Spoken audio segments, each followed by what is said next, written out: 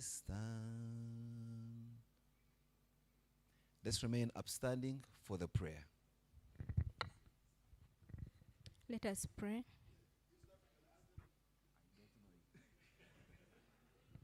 Okay. Okay. Lead it. Mungu twaomba uilinde Jumuiya Afrika Mashariki, tuwezeshe kuishi kwa amani, tutimize na malengo yetu. Jumuiya yetu sote tuilinde, tuwajibike, tuimarike, tuni nguzo yetu, idumu jumuiya yetu. Let's pray. Heavenly Father, we thank you for today. We thank you for the gift of life. And we thank you for the opportunity to serve you, boss, and to serve our country, Uganda. We thank you, Lord, for the dissemination of the National Governance, Peace and Security Report. And we thank you for all the people that have contributed to its production. We pray that these results will be used to improve the lives of Ugandans and to promote unity, justice, and equality in this country. We pray for our leaders, dear Lord. We pray that you grant them wisdom, integrity, and courage, and pray for peace and security to prevail in this nation, even as we go for the national elections in the coming months. And we pray that this dissemination day will be fruitful in Jesus' name. Amen. I think Praise Asimwe deserves a hand clap. If for nothing else, rescuing the situation with regard to the East African anthem. And that said, and the stage has been set, I am certainly not the most appropriate person to welcome all of us here.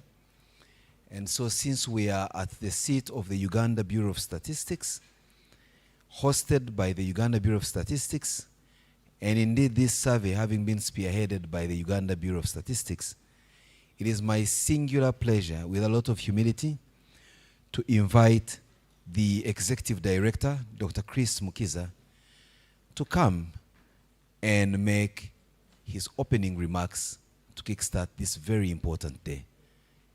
Dr. Mukiza, please.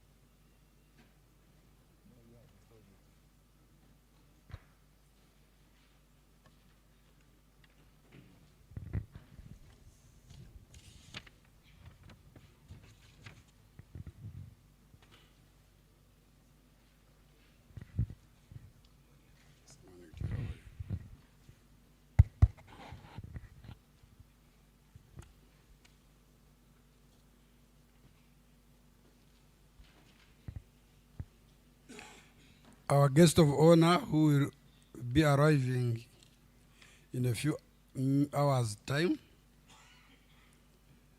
who is the Minister for Finance, our friends, the UN family, and other development partners, delegates from East African community, led by my friend Collins Omondi, the Executive Director, Uganda Blood Bank Transfusion Services, all representatives from government ministries, departments and agencies, academia, private sector, civil society, members of Uganda Bureau of Statistics and Management, media fraternity, ladies and gentlemen, good morning. Good morning. Why don't we consolidate nearer so that the latecomers sit far? We don't need to have empty seats in front.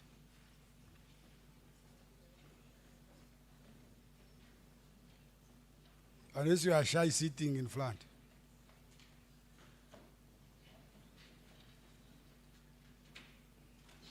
Quickly, please. I know some journalists like sitting behind, like Martin Luther, so that they can misquote me properly. You should come nearer.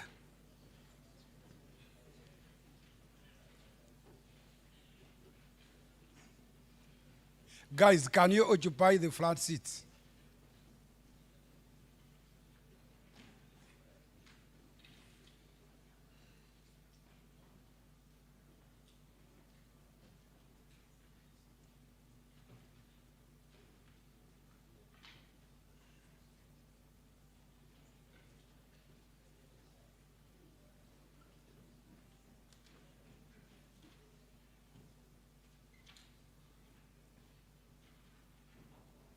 Front seats first. Noah, Philip, I don't know why you are going that way.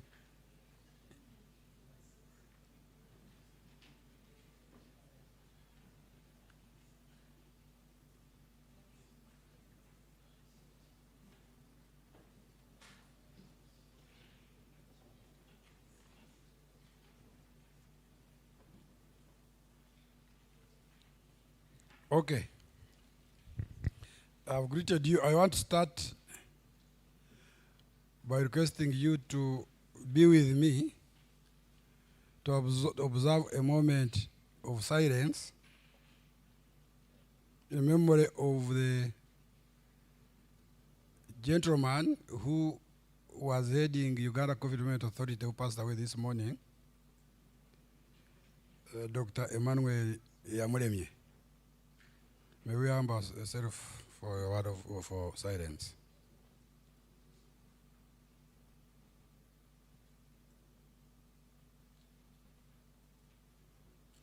May his soul rest in eternal peace.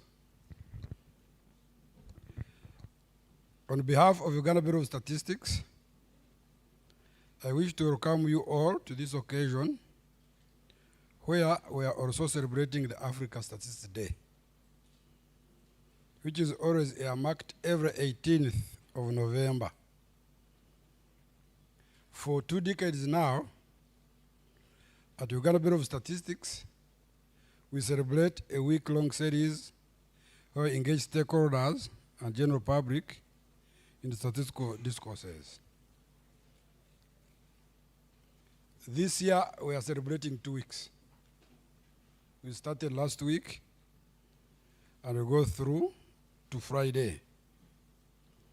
The discourses are engineered to heighten the profile of statistics, to increase its usage and uptake in evidence policy, planning, and decision-making processes at all levels, right from subnational to national, regional, continental, and global level. As part of the celebrations I marked for this year, we have already last week conducted student symposium at Uganda Christian University, Mukono, including a football tournament and a public lecture with a focus on digitization of administrative data. And yesterday, we held a professional seminar for staff. Today, in line with the theme for the African Statistics Day for this year, which is leveraging innovations in data and statistics to promote a just, peaceful, inclusive, prosperous society for Africans, we are disseminating key findings for the National Governance, Peace and Security Survey 2024-25. The National Governance, Peace and Security Survey is among the many routine surveys that the Bureau undertakes on a regular basis. The main focus of the survey is to generate up-to-date statistical indicators for monitoring the legal and administrative initiatives of government in line with the national, regional, and global frameworks. This particular National Governance, Peace, Security Survey is the third to be conducted by the Bureau, funded by the Government of the Republic of Uganda, with co-funding from UN Women. The first survey was carried out in 2014, and the second one in 2017. As a Bureau, therefore, we are grateful for this day because it has given us yet another opportunity to share with the country the latest quality statistical indicators in the domain of national governance, peace, and security. It is even more timely since the country is in the electoral season, where citizens are weighing their options on choosing their leaders over the next 5 years. The survey covered households throughout the country. Select households. This one will be given in the presentation later. And we hope that the key findings you will receive will be necessary in facilitating government planning and policy formulation regarding national governance and all the related human rights aspects.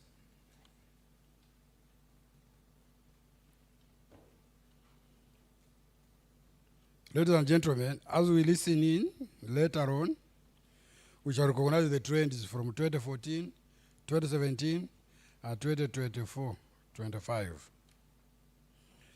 We shall be calling for your attention so that you can digest and take key messages.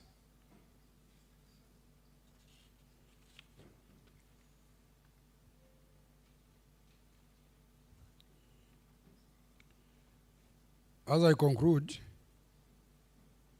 I would also like to once again welcome the ED Blood Bank Transfusion Services,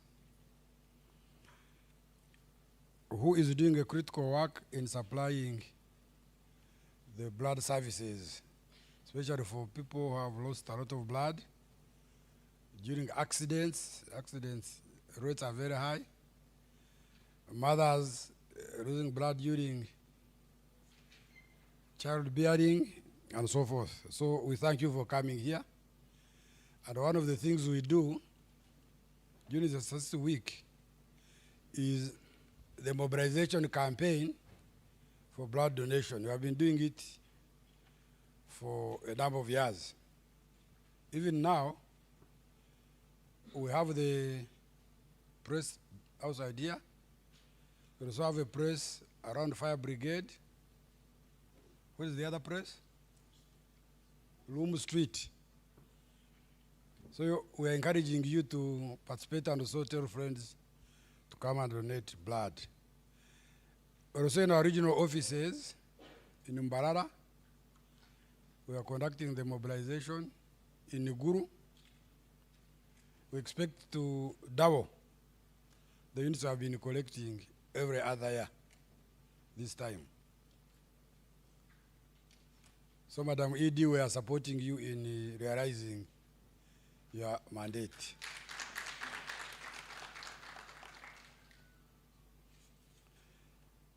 I want to thank most sincerely our data collectors and the technical persons who have put in a lot of effort to get this report here.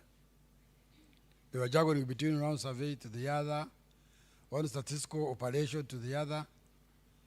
We had a very tiresome census of education, but I managed to put it out. However late, it will be useful once we disseminate it. Once again, I wish you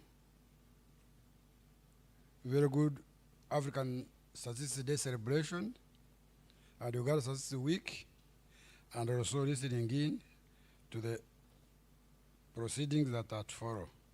Thank you very much for calling my country.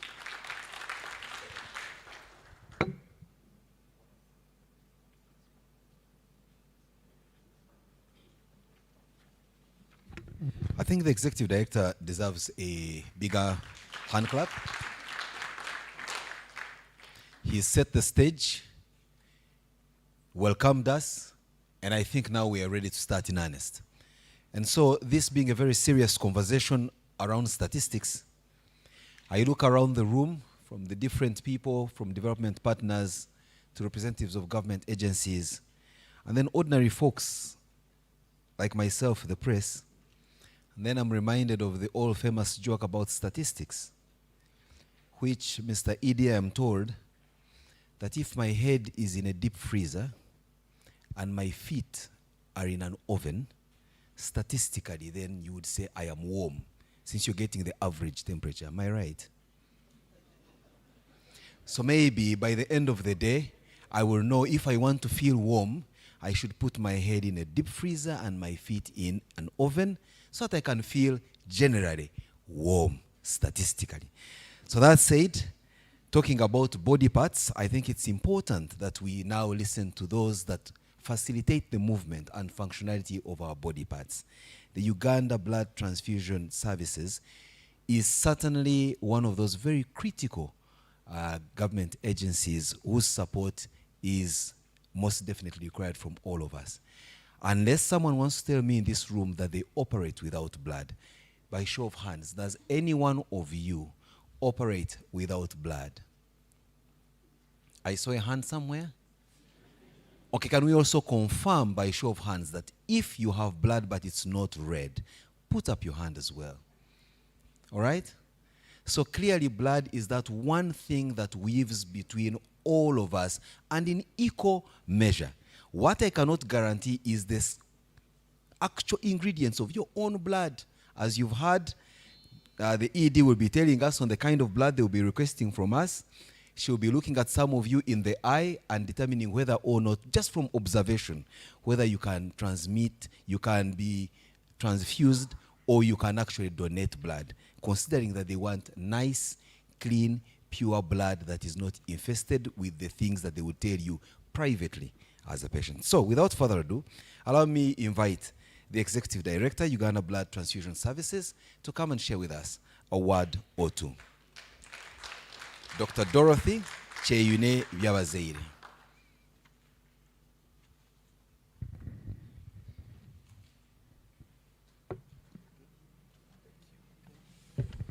Thank you, MC.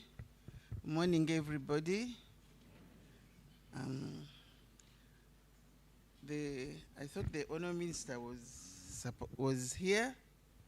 The Honour Minister of State of Finance for Planning and Economic Development, the Executive Director, Uganda Bureau of Statistics, the Head of Delegation, East African Community, the UN Resident Coordinator, distinguished guests, ladies and gentlemen, good morning. Thank you so much for inviting Uganda Blood Transfusion Services to be here and work with the UBOS as they celebrate their African Statistics Week. First of all, I'd like to introduce my staff I've come with. I'm here with Mr. Michael Mkundane, who is in charge of the donor recruitment in the Central Region. Madam Esther Awori, who is responsible for this activity. She's a blood donor recruiter. And Madam Halima Mbalu, who is team leader and in charge of the donor recruitment program for this week. Thank you so much for inviting us. And thank you so much for remembering that blood is the most important, can I say organ? Because it is a tissue, it is an organ in one's life. If you don't have blood, there is no way you can move. If you don't have blood, there is no way you would be here. So we all have to appreciate and be on the same line, on the same basic, that without blood, we are all dead, isn't it? Otherwise, we wouldn't be here. And to know that if you don't donate this blood, there is no way the patient who needs this blood is going to be helped, is going to be saved. So we are all eligible to donate blood, as long as you are above the age of 17, and as long as you are all looking healthy, like I can see all of you, members of the team here in statistics, I think we are above 17, because if you're a government worker, you must be an adult. And I think and believe during this long week period of blood donation, many of you have appeared at our blood donation centers and given a unit of blood. You don't lose anything by giving a unit of blood to save those in need. You never know. It might be your brother, it might be your wife, it might be your child, or it might be even a friend of yours, or even your boss who may need this blood.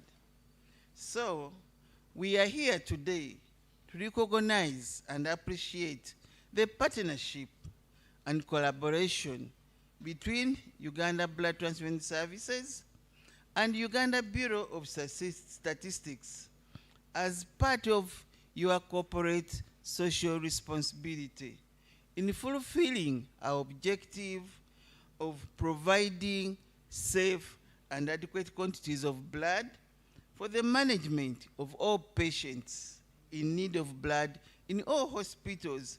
And these are both government and private hospitals. And this blood is given free of charge. There is no charge for blood. So whether you go to Nakasero, whether you go to Mulago, whether you go to IHK, this blood must be given free of charge and must not be paid for. And I'm glad to report that this partnership has run for the last 8 years. Whenever UBOS is celebrating their Africa Statistics Week, they partner with UBTS in the area of blood collection, and which we are very, very grateful for this. We have worked with the UBOS in the area of voluntary blood donor mobilization and the blood collection program since then. And since then, we have collected 5,429 units of blood. Thank you very much. I know UBOS is all about statistics, so we had to make sure that we get the right statistics. So, and as your theme goes, you are evidence-based. So we have to show evidence that in the last 8 years, we've collected this so much blood, and this blood has saved the lives of those in need of blood transfusion in all healthcare facilities. And these include mothers with complications of pregnancy and childbirth. I think many of you who have wives, your wives have gone to hospital. At times they lose blood, and when they lose blood, they need a transfusion. So this blood has saved those mothers with complications of pregnancy and childbirth. It has also saved the lives of children with severe anemia due to malaria. I think you know, I think in your statistics, when you are doing our census, you are asking people, do you have a mosquito net? Are there mosquitoes in your homes? There are mosquitoes all around because there are ponds, there is what. And so when they bite our children, they lose blood, and they also need blood. And most of this blood, by the way, goes to those children. About 60% goes to children with severe anemia due to malaria. And mothers take about 25% of our blood collection. Also, this blood is needed for our accident victims.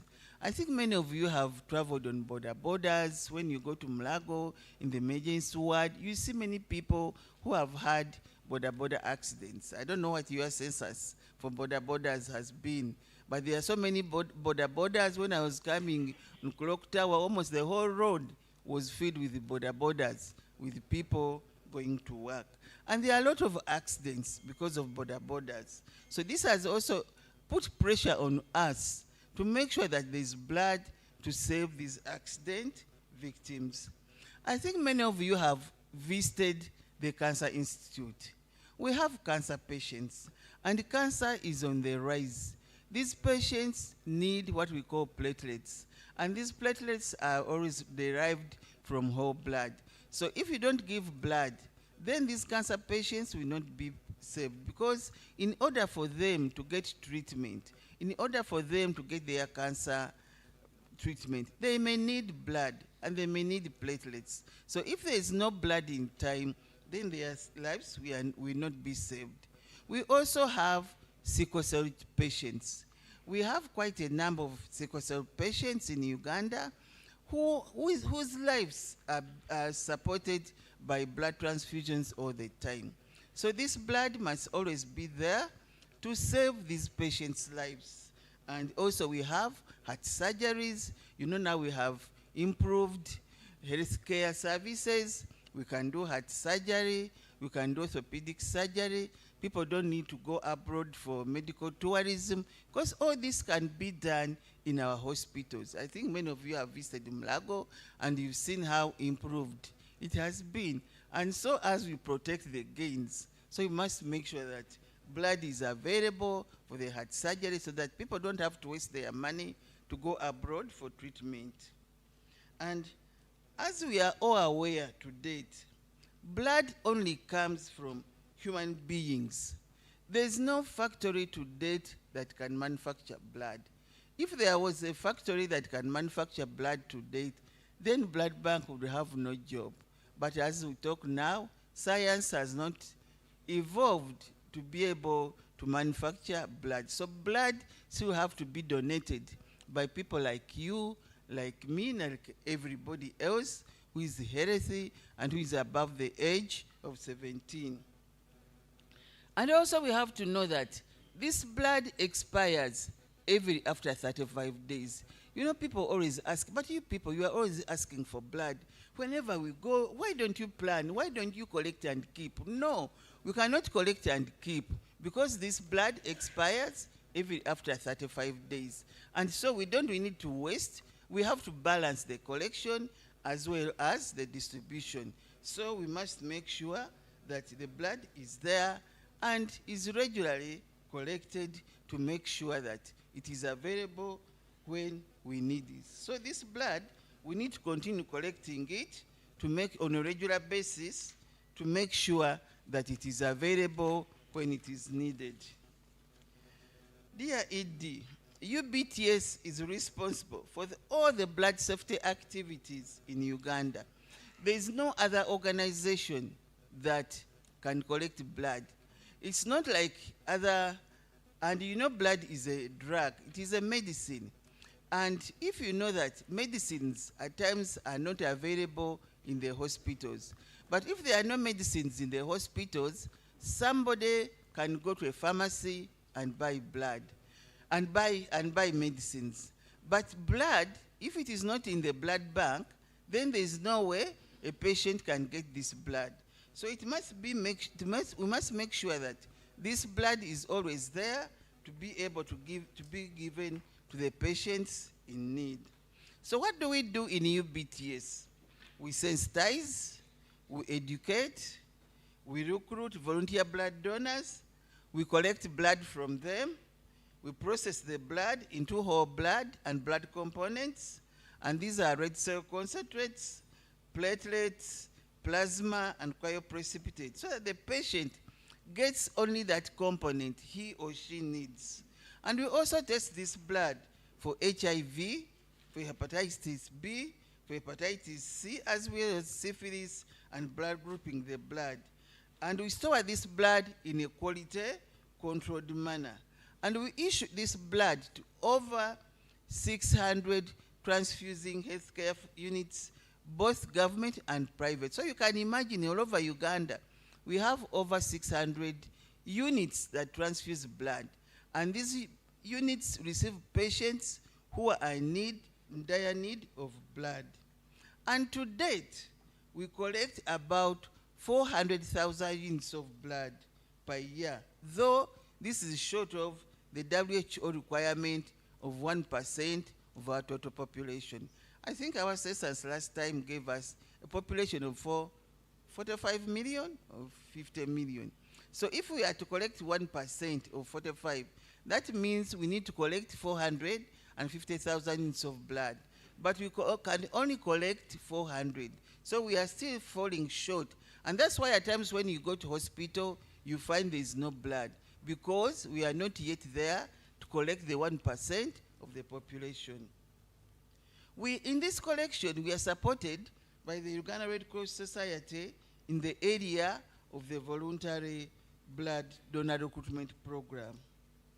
Members, we are all aware that an adequate supply of blood and blood products depends on the availability of volunteer health blood donors like you.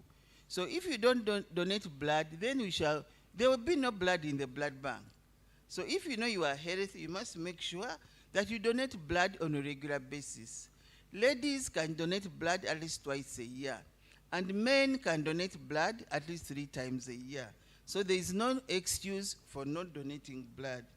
And we are indeed grateful to you, boss, for your unwavering support in realizing this dream. You, boss, has supported us. You, boss, has been with us in times of need, and we are so grateful. And you know, during this time, as we approach the holiday period for schools, as we approach the Christmas period, we need blood, because most of our stocks are low, because our schools that are our regular blood donors are now doing exams. They cannot let us go into the schools to collect blood. So we rely on partners like you, boss, and we are so appreciative and very grateful to you for this activity. However, there is need for increased mobilization and sensitization of volunteer health blood donors in order to meet the blood country's needs. And I urge the public to donate blood to ensure that UBTS has enough blood supplies. Like I said, there is no factory that can manufacture blood. It has to come from human beings like you, like me. The Executive Director, UBTS has intensified community outreach programs to encourage voluntary blood donation, and we have strengthened partnerships with public and private organizations to conduct blood drives and raise awareness about the importance of blood donation. I think you have seen the week-long blood donation drive, and a very good example is this partnership between UBTS and UBOS as part of your CSR as you commemorate and celebrate your Statistics Day. Thank you very much. I want to reassure UBTS commitment to work with the partners in collaboration to respond to the blood needs of the country, and we are even further committed to doing even better with more partnerships. UBOS, help us look for more partners so that they can also do what we are doing. So I now wish to present the Appreciation Award to the Executive Director of UBOS in appreciation of your commitment and support to blood donation in Uganda as part of your CSR. And I look forward for continuing this partnership for the good of our patients in need of blood. Thank you very much.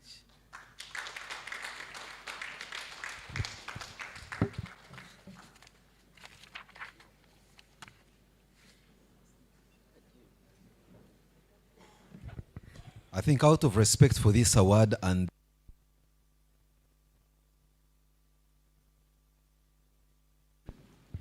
to join in this momentous presentation of the award. And so that our blood can flow and circulate very well, I think the standing can be accompanied by hand claps. And those who can ululate, you can as well ululate. Those who can scream, you can scream.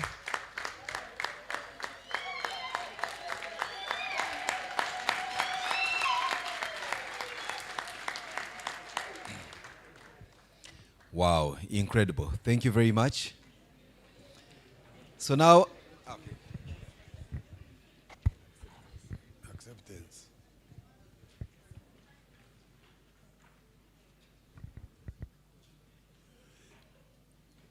We can't receive the award and keep quiet. We hereby accept wholeheartedly the award and commit that we shall keep up the spirit and increase our mobilization effort. We are calling upon every Ugandan, wherever you are, to voluntarily donate blood, which is a critical element in our functioning. When I was opening, I made a very grave mistake and I want to apologize to my friend, the chairperson, Equal Opportunities Commission, Honorable Safia Narure. She's with us, and she's always partnering with us. She supports us in ensuring that we are equal opportunity employer and comply with all the requirements of the law and policy. Thank you very much, and thank you for always attending our celebrations.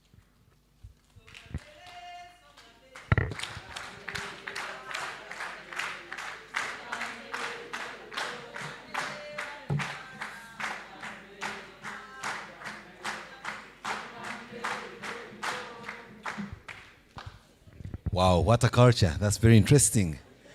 Clearly, there's a lot of very active blood flowing in our veins here. And I believe that, Dr. Dorothy, you may wish to extend the outreach to other places beyond UBOS, which I think is also doing exceptionally well. So as you were speaking, I tried to get my statistics mind to work. So I looked at the units you mentioned. You said over the last 8 years, you've collected some 5,429 units of blood. Am I right? So a unit is a liter, half liter, or it's a bottle of beer. Sorry? Okay. I'm trying to get the SI unit of a unit. So, from my statistics, in the last 8 years, therefore, if you've collected 5,429 units, I divided that by 8, right? Those who have calculators, you can move with me on this calculation. So I realized that in a year, you were picking some 678.625 units, right? So if a year has 365 days, you are in essence collecting 1.8 units of blood from UBOS every single day of every year of 8 years, right? Now I ask the adjoining question to the ED. Roughly how many staff do you have here at your headquarters, sir?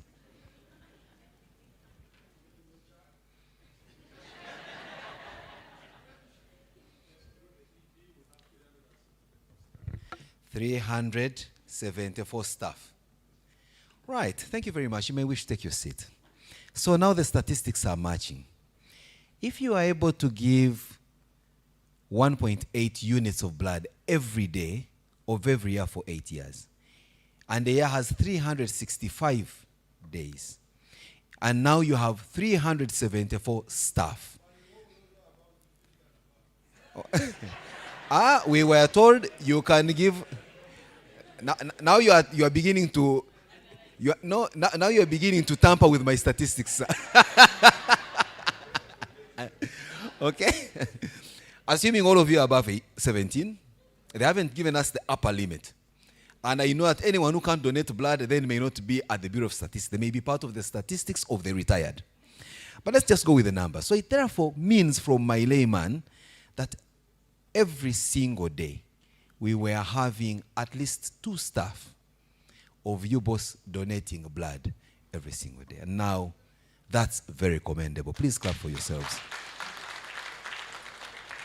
Mr. Edie, we've not considered those who are above 70, those who are on leave, those who have gone outreach services, those who have gone where, those who are just AWOL, and those who just showed up a bit inebriated and unable to give blood. Now he's speaking Spanish to me. It's contagious, I will learn later. Thanks for the knowledge.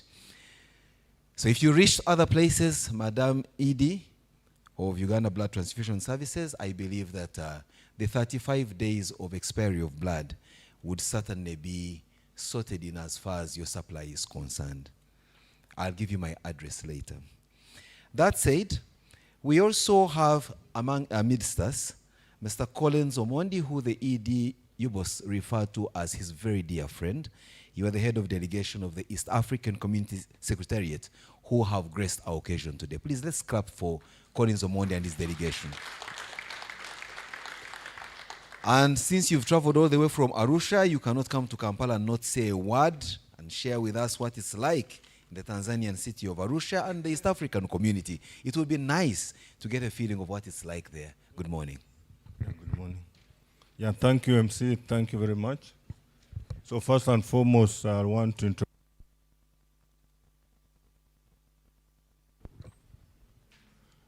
Collins Omondi. I'm representing the East Africa Community Secretariat. So the remarks I'm going to make, these are remarks that were supposed to be made by our Deputy Secretary General, who was supposed to be here, but unfortunately due to other commitments, she was not able to make it. So I'm just going to go straight to the remarks. Executive Director of the UBOS, Executive Director of UBTS, distinguished government officials, representatives from National Statistical System who are present here, development partners, members of the media, ladies and gentlemen, good morning. On behalf of the East African community and on my own behalf, it is a great pleasure to join you this morning as you celebrate this year's African Statistics Day. I extend heartfelt appreciation to the Uganda Bureau of Statistics for inviting the East African community to join you in this important celebration. This year's theme, leveraging innovation in data and statistics to promote a just, peaceful, inclusive,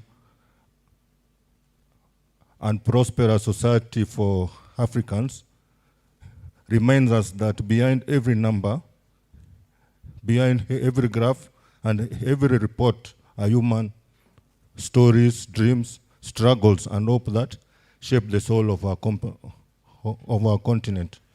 Ladies and gentlemen, today, as UBOS launches Peace, Governance, and Security Survey Report, we celebrate the efforts of this report, what it entails.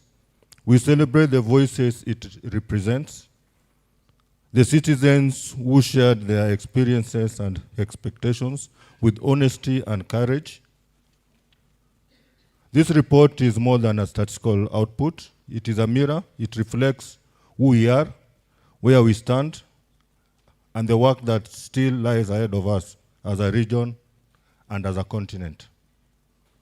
At the East Africa community, as the EAC partner states, our unity is rooted not just in treaties, but in shared humanities.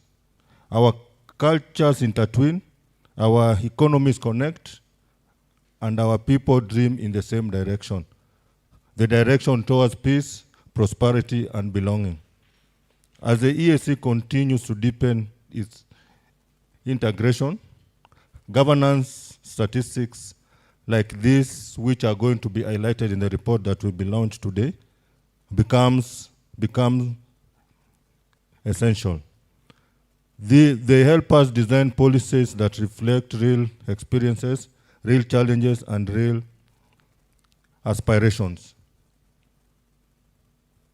We cannot build a prosperous East Africa without first building a peaceful and just one. And we cannot build peace and justice without listening to the voices of our people. Innovation is transforming the landscape of African statistics. With the digital tools, geospatial technologies, and advanced analytics, we can reach communities previously overlooked and tell stories previously untold. Let us commit to building data ecosystems that are trustworthy, inclusive, and future-ready.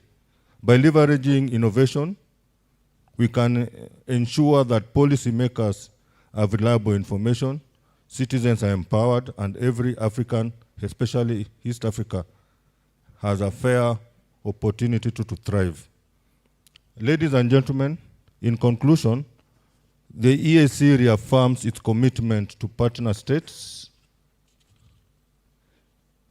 in strengthening regional collaboration, advancing statistical innovations, and promoting the production of governance and peace statistics.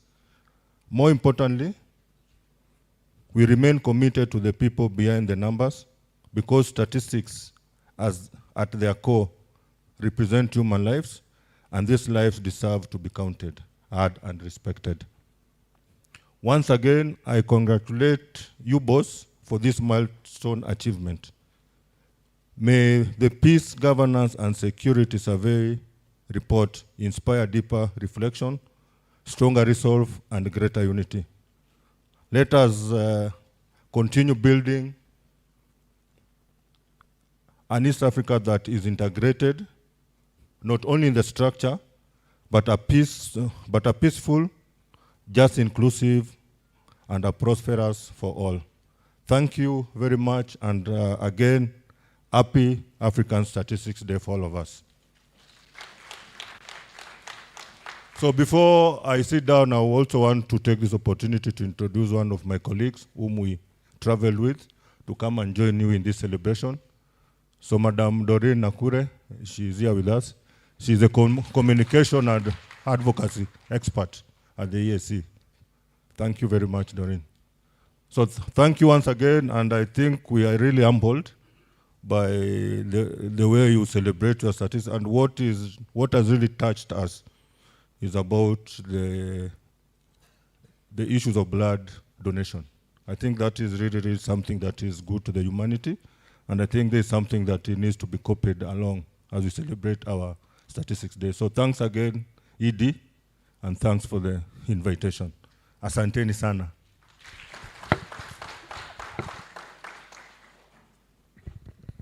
Thank you very much, Mr. Omondi, for those very reassuring words. Really high level, and we can see that the East African Community Secretariat holds matters of surveys such as this very important, and indeed it confirms what was earlier said, that such surveys do inform regional plans for the greater and more smooth running of our integration process in whichever way you look at it. Again, picking lessons from what we do here and speaking directly to blood transfusion services, I don't know whether according to our EAC protocols, the Uganda Blood Transfusion Services cannot pitch camp in Arusha and pick blood from you people and bring it here after it's the same blood. We can come in, we can have an East African, you know, when I was working in the energy sector, we used to talk about an East African power pool. So you may think of having an East African blood pool, so the likes of Dorothy can go and swim any day and pick as many units as they can to salvage those back at home. We also take cognizance of how, indeed, you have taken seriously the theme of today's 35th African Statistics Day celebration, which, for purposes of reminder to all of us in this room, is leveraging innovations in data and statistics to promote a just, peaceful, inclusive, and prosperous society for Africans. So it didn't even just stop at Uganda, but goes ahead to talk about Africans. Before I invite the next person to speak to us, I have been given a list of partners or partner organizations from which each one of you comes for recognition. And I do not know why, but coincidentally, the first one is KCCA. I think the person giving me this knows something, a little like I already know. So KCCA's representatives, thank you for coming. The East African community did introduce another colleague from with Collins. Oh, I don't know where you left our, there's a man we know there called Manzi. Is he still there at ESC Secretariat? Oh, you know Manzi. In the clerk's office. He's a Ugandan man. So pass our regards to him through the ED of UBOS, even without me consulting him. And many others, as I will be reading them out. But more importantly, notice at least we have representatives of the Uganda Police in this room. We have got the Uganda Manufacturers Association, the Ministry of Foreign Affairs, the Ministry of Education and Sports, UNDP and other UN agencies. And that said, you will now allow me invite, very humbly, one of our partners here, who also has been very instrumental in putting together this report by way of support, and that's the UN Women. So I have the pleasure to invite Dr. Pauline Chiwangu, who has been here since, I think, August 2022, if my research is anything to go by. And she has over 20 years of experience in the development and humanitarian fields, and is the country rep of UN Women in Uganda. Dr. Pauline, please. So she has a PhD in philosophy and is therefore better placed to analyze statistics than myself. Thank you, MC. The Executive Director of UBOS, all government officials, please allow me to stand on the protocols which have already been set. Good morning. Habari za asubuhi. Just because I heard the East African community from Arusha is here, so I say let me also impress you with my Swahili. So yes, MC, I have been here since 2022, but this is my second time around. I was in Uganda first from 2011, then I left in 2015, and I came back again 2022, because when I was here, I think I went and tested the water from the Nile, so they told me you'll have to come back to the country. Yeah, so it is really a privilege to join you for the dissemination of the second National Governance, Peace and Security Survey. We are here not just to disseminate this report, but also to ignite a conversation that transforms data into tangible change for the women and girls of Uganda and for the whole community and society of Uganda. So I begin by commending the Uganda Bureau of Statistics for its exemplary leadership and acknowledging all stakeholders under the governance and security and administration of justice programs. UBOS have been a partner of UN Women, not only UN Women, other UN agencies as well, for a long time. And really, we admire the leadership. Let's clap for UBOS and its leadership.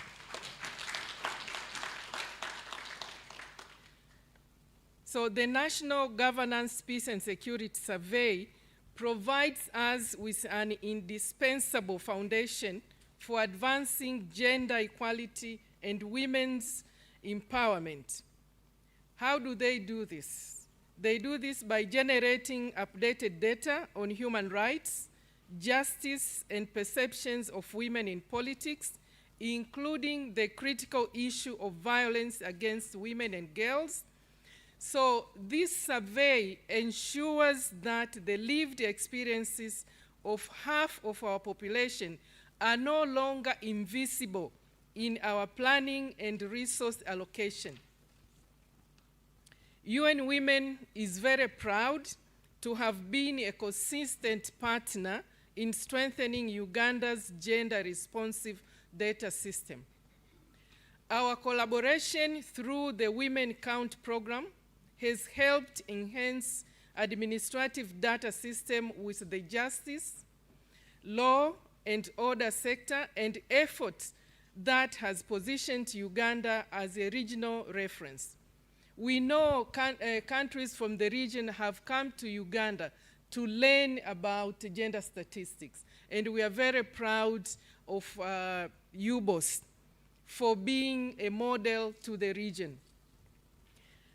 We recognize that administrative data alone cannot capture the full picture of how citizens experience and respond to legal challenges.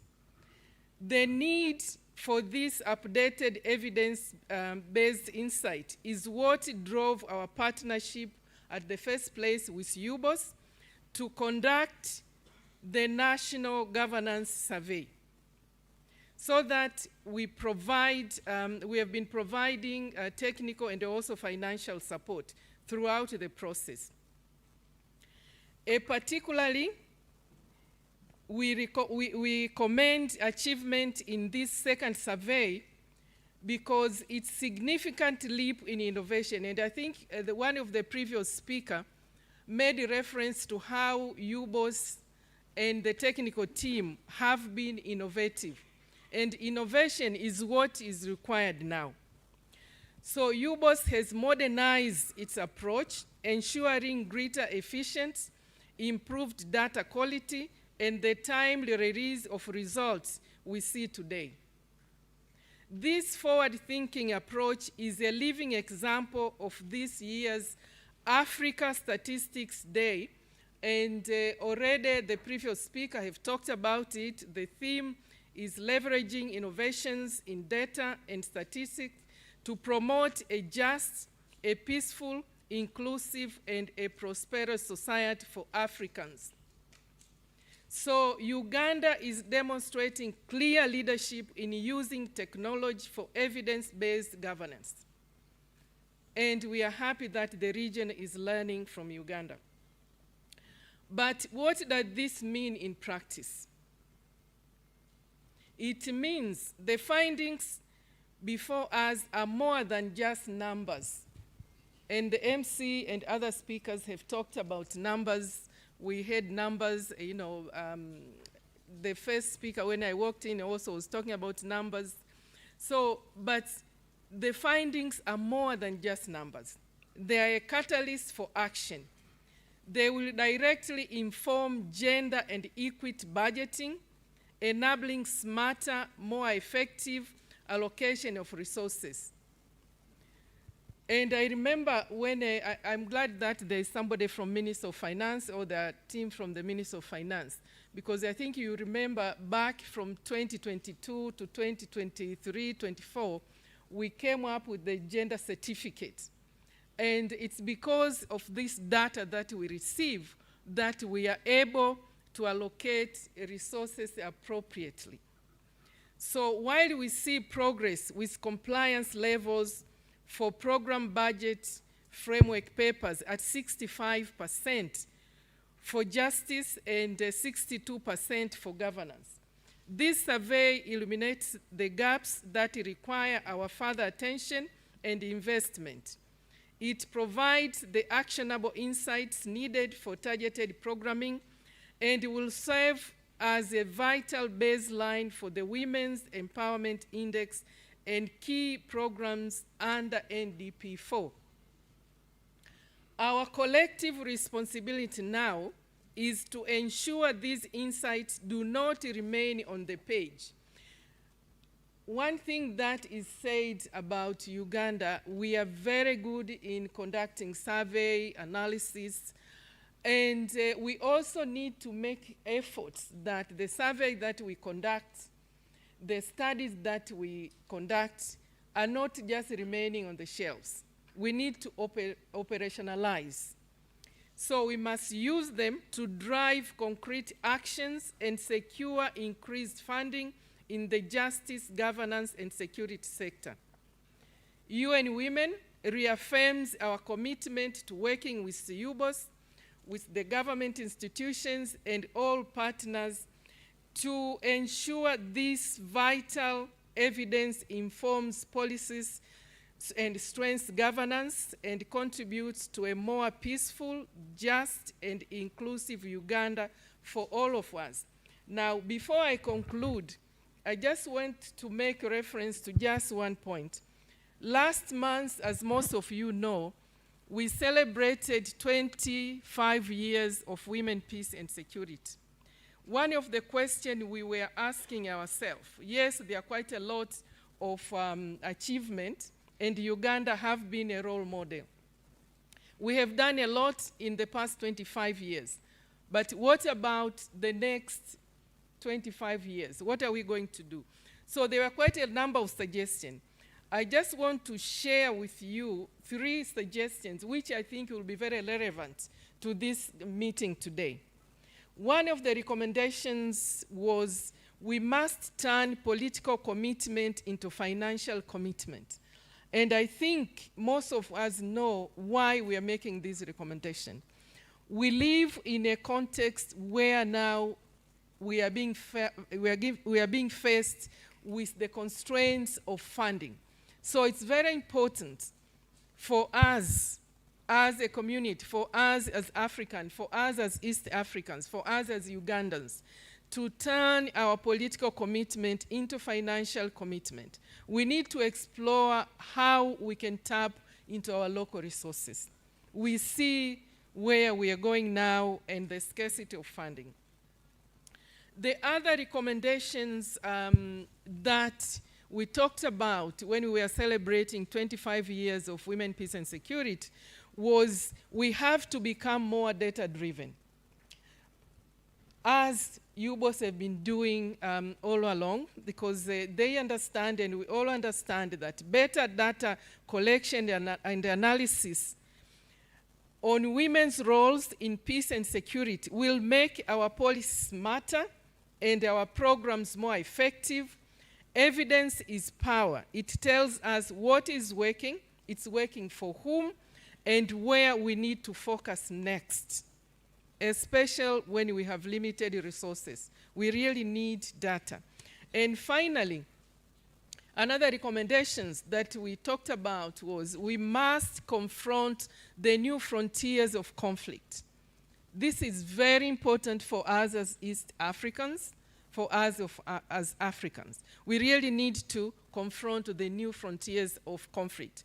What I mean by this? This means applying a gender lens to emerging threats like climate security, and I think one of the previous speakers made reference to climate security, digital safety, and this again, UBOS, you have been very innovative, and violent extremism. So with that, thank you so much for inviting UN Women. Thank you all.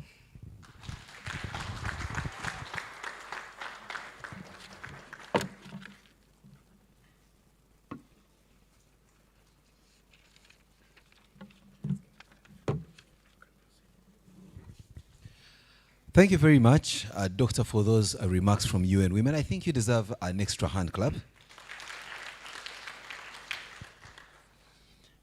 And you know, when we talk about the demographics around gender, at least if I remember from the statistics, we are informed that obviously women are more than men, or should we say females are more than males in total populations across the world, right? And that's why we don't have an agency like UN Men, because possibly UN doesn't consider the minority group. Huh? Am I right? So UN had to get UN Women because you are the majority. And therefore, whenever we're going out for any survey, I am told that the element of gender has to be factored in because the bigger demographic of the gender is women. Thank you very much. Those are very important remarks, and they speak at the core of what planning ought to be, especially to elevate some of those demographics of people that, for the most part, are regarded not very much considered, and yet they're the majority, the women. Before I invite The next order of business, allow me to take special recognizance of the director, Director Rosette Nakavuma, who is a board member of Uganda Bureau of Statistics. I see you in the room. But also, I think it's important that I also take recognizance of Dr. Vincent Fred Senono, who is the Deputy Executive Director at UBOS. Also, who has been conspicuously seated in front of us, and if I hadn't recognized him, it would have really been a fault on my part. Please forgive me. But I also see that on the same dais is Madame Pamela Kansime, who is the Director Legal and Board Affairs UBOS. I think it's important that we also know you. But also in equal measure, and if really today I must walk away as a smiling man and walk not smiling into the bank, but laughing into the banking hall, it's better that I recognize the Director Economic Statistics, but even more importantly, the accounting officer of UBOS, Mrs. Aliziki Lubega. So please, should any document bearing my name come before you, Madam, do not consider anything other than simply writing approved and forwarded for handling positively. I think now I have earned my day's bread, so let me retire and now take you to the more important things. That's why we are gathered today. So we are here to receive a report. The report has a long title. It has got pages upon pages. It has got figures, illustrations, and for the first time, I saw a Venn diagram in a long time. And so I've been struggling to make sense of these things. Pie charts, bar graphs. I almost thought I saw a periodic table as well. Now, you are not scientists, you won't understand the joke. But we are talking about elements that appear naturally in nature, like sodium, potassium, and others. So to make sense of all this, I am happy to invite Sharon Apio, the head of Department Demography and Social Statistics, to come and make the presentation as of this report we launched today. Madam Sharon.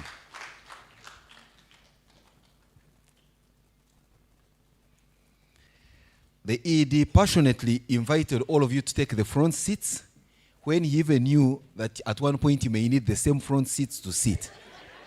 So I am going to request the ED to go at the back where he... But even the back is full, so but don't leave the room, sir. Feel comfortable. There is plenty of space at the front. Thank you. Sharon.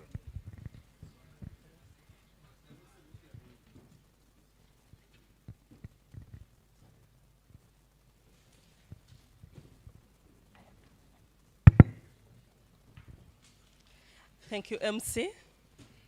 All protocol observed. Good morning, ladies and gentlemen. Good morning. Thank you. My name is Sharon Apio, as I've been introduced. I'll be making a presentation on the key findings from the National Governance, Peace and Security Survey that was done in 24-25. That was the period for data collection. And I'm making this on behalf of our dear Executive Director, Dr. Chris Mukiza. The presentation is as outlined. We'll have a brief introduction of the objectives of this particular study, go a bit into the methodology, and we'll have the key findings presented and a summary of the results. In terms of the introduction, just to let you know, this is our third National Governance, Peace and Security Survey. We had a baseline, which was in 2014, and this was followed by a survey in 2017. And now here we are, 24-27, and disseminating today.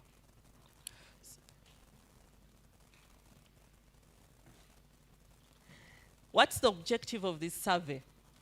From the title you can tell, but for this particular one, when we set out, our main objective was to generate updated statistical indicators for monitoring the legal and administrative initiatives of government in line with the national, regional, and global frameworks. So at the national level, you're looking at like the NDP4. It was quite timely, so we factored in the NDP4 data requirements. But at the international level, we look at the SASHA, the Strategy for Harmonization of Statistics in Africa. That's our main reference point as we are conducting this particular survey. Specifically, we set out to collect national representative data on governance, peace, and security, to update the prioritized set of indicators on governance as enshrined in those frameworks, and also to provide for trends so you can see how we're performing over time, and from your assessment, make projections into the future. In terms of methodology, so how did we carry out this survey? It's a survey, so there must be a sampling frame. We had just undertaken the population and housing census, so that constituted our sampling frame. From this frame, we selected a sample of 9,000 households from 600 enumeration areas. So an enumeration area can be a village, part of a village, or even a combination of villages, depending on the population that is in that area. So we had a sample of 600 EAs that were selected depending on probability proportional to size, which is the population in those areas as mentioned. So from each enumeration area, we selected 9,000 households, and in each of the EAs, we picked 15 households. So 15 times 600 comes to the 9,000. And the households were selected using systematic sampling. So as we picked the 15 households, when we went to each household, our main respondents, because we are talking about governance, peace, and security, were the adult population, people who are 18 years and above, so we can have the correct statistics. So from each household, we picked 1 male, 1 female. So at the end of the day, with the sample size that we have representative results at national level, the 15 sub-regions of the country, and by residence. Of course, sex is also inclusive. That's a summary of the methodology. It's a 3-stage sampling design. At the first stage, we select the EAs, which are the enumeration areas, and then we select 15 households from each enumeration area, and then from each household, 2 individuals. That's the distribution of our sampled enumeration areas. The black dot points to the rural enumeration areas, and the red is the urban enumeration areas. So you can see it was national representative. We follow the status quo process model when we are doing our statistics, and we start off with stakeholder engagements, which we undertook to help us determine what is it we are going to do, what are we going to measure, how the tool should look like. And in that process, we developed the questionnaire. We tested these tools. We undertook recruitment and training of field staff, and data collection commenced in December. And then we collected data from December to around, I think it was around May. That's the period of data collection. And then we embarked on the data processing and analysis and report writing. And today we are happy to be disseminating the results to you. So before I come to the key findings, just what was our response rate when we set out to enumerate these 9,000 households, the individuals? How was the public responsive to our tools? From the household level, we had a response rate of 86%. And for the individuals who are eligible, for the women, we had a response rate of 96%, while for the men who are eligible, we had a response rate of 95%. So in terms of quality, this was sufficient to give us quality results that are representative at both national and individual level. So over to the key findings. And before I get to the real governance and issues, it's important that we appreciate what are the characteristics of this population, because these are the drivers, these are the determinants of their different behaviors with regard to governance, peace, and security. So for the population, which is 18 and above, and just to let you know, all the indicators are for people who are 18 and above. No child was enumerated. So that's the distribution of this population by sex, age group, and residence. So most of the population 18 and above was in the rural areas, 61%, and we had more females than males, and with the females at 56%. In terms of education attainment, we see that majority of our population, which is 18 years and above, has attained at least primary level of education. This is followed by secondary at 26%. Then we have those who have never been to school, 13%. And the tertiary at 9%. And the distribution is shown by sex. So those are the few background characteristics we could point to. So over to the issues on governance. There are several pillars when you talk about governance, peace, and security. So we have different thematic areas. I'll start with the first one, which is human rights and justice. And specifically here, we are going to look at issues to do with awareness of human rights, access to justice, discrimination when they go to receive services from the different facilities offering, whether it's health or education. We'll also talk about patriotism. So with respect to awareness of human rights, nationwide, from the study, we observed that 89% of the people 18 years and above are aware of their human rights, aware of human rights. And when you see the distribution by sub-region, you see that it is highest in Toro at 99.1% and lowest in Karamoja at 67.3%. And you'll note that as you come from down in Chigezi and Kole, keep going up, the percentages keep on reducing generally. That's in terms of awareness of the human rights. Going by the characteristics of the population on awareness of human rights, you'll see that this is almost universal. 8 in 10, regardless of sex, age group, and education attainment. So there's that universal awareness on human rights. However, these human rights are sometimes violated in one way or another. So we asked our respondents, in the last 12 months, did you claim any of your human rights? In the event it was violated. And we see that 17% of the respondents claimed any of their human rights, whether it was in health, whether it was in education, or at work. And the distribution is shown by the different characteristics. But you'll see that the higher the level of education, the higher the proportion of those who claimed for their human rights. We all have a right to work, so we asked whether they were working in the last 7 days, adhering to the prevailing standards set by the International Labour Organizations. And here we looked at those 18 years and above, despite the fact that internationally it's 15 years and above, but we had focus on our target respondents. So nationwide, of the population 18 and above, we see that 58% were working during the 7 days prior to the survey. And we have more males than females working, and more of those in the urban areas compared to rural areas. Among the youth, 59% were working. So when you talk about issues to do with governance, peace, and security, we know that decent work is a right for everyone. In your workplace, you're supposed to have decent work which is not harmful, gives you good earnings, among others. So we picked out one component, which is to do with health, and we asked the respondents that in your workplace, are there things that you feel are harmful to your health?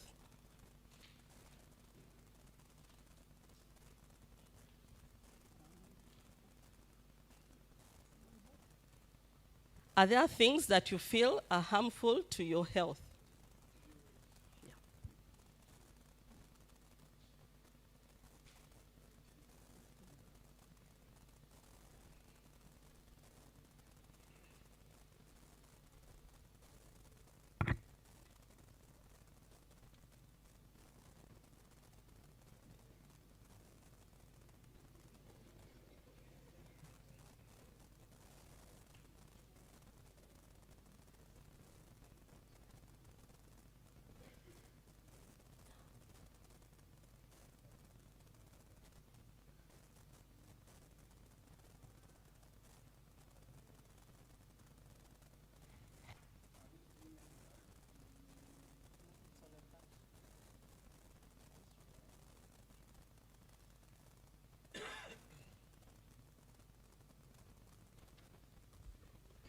Thank you. So I was saying, with regard to their workplaces being considered as harmful, please note that this is a perception issue. So 73% of the persons aged 18 and above feel that their workplaces are harmful to their health. And you see that more men than females feel that their workplaces are harmful, and more of those who are working in the rural areas compared to those in the urban areas. Distribution by sub-region. So we are going to talk about discrimination right now. You went to get a service, whether in a hospital, education, or even to the security forces, regardless of where you went to get a service, do you feel you are discriminated against? Was there anything, whether basis of your sex, nationality, among others? So from the study, we note that 28% of the respondents said that they were discriminated against. And the distribution by sub-region is as shown, with the highest percentage in Busoga at 53.8%, and Lango 50.4%, where discrimination is highest. And we see it is listed in Karamoja, in Teso at 11.7%. That's with respect to discrimination. And this is the prevalence of discrimination by the different characteristics. So we see that more men than female reported that they were discriminated against. 31 amongst male and 25 amongst women. So we wanted to know on what basis we are discriminated against. So in the past 12 months, that is prior to the survey, have you been a victim of discrimination due to any of these factors? So we asked for each one. Is it because of poverty, because of your wealth status, because of ethnicity, etc.? So we see that 9% were discriminated against because of their poverty or wealth status, and 19% were discriminated on the basis of their nationality, and this is something we posed to the non-nationals who are within the country but 18 years and above, who are within our sample, and 7% on the basis of ethnicity. But we see there is a decline in all these discrimination areas, if you look at them all, with the exception of the nationality, where we see some increase. Then, as people face these different types of injustices and discrimination, etc., we would like to know, are they aware that they have a right to seek justice in case they encountered any of the injustices? So nationwide, 89% of the people 18 and above are aware that they have a right to seek justice, 89%. And the distribution by sub-region is as shown, with the highest still in Toro, 98.8%, and the lowest in Karamoja at 63%. Awareness of the right to seek justice. That is the distribution by sex and by residence. So where do they seek justice? Are they aware of the institutions that provide these legal services? Do they know where they are? So we find that 44% of the people 18 and above are aware of institutions where to acquire legal services. And we see with the higher the level of education, the higher the percentage of those who know where to get these legal services. And this is more in the urban compared to the rural areas. Then it's one of the desires in the NDP4, one of the key aspirations of the justice, law and order sector, that within each sub-county there are free legal services. But we wanted to get this as a baseline. So we asked whether they are aware of the existence of institutions that offer free legal services within their sub-county. So from the respondents, only 15% were aware of institutions that offer free, mark the word free, legal services within their sub-county. And this is more among those in the urban areas at 18% compared to rural areas at 14%. We also asked about awareness of institutions that provide justice to the public. regardless of the nationality, but are you aware of any institutions that provide justice to the public of Uganda? And we asked for each institution that we know about, and we picked a few that we could present, but we see that there is generally increase of awareness amongst the population on the different institutions that provide justice. And you see this with the Uganda Police Force increasing from 69% in 2017 to 89% in 2024-25. But there is also a strong increase in the local councils being known for providing justice to the public from 72% in 2017 to 97% in 24-25.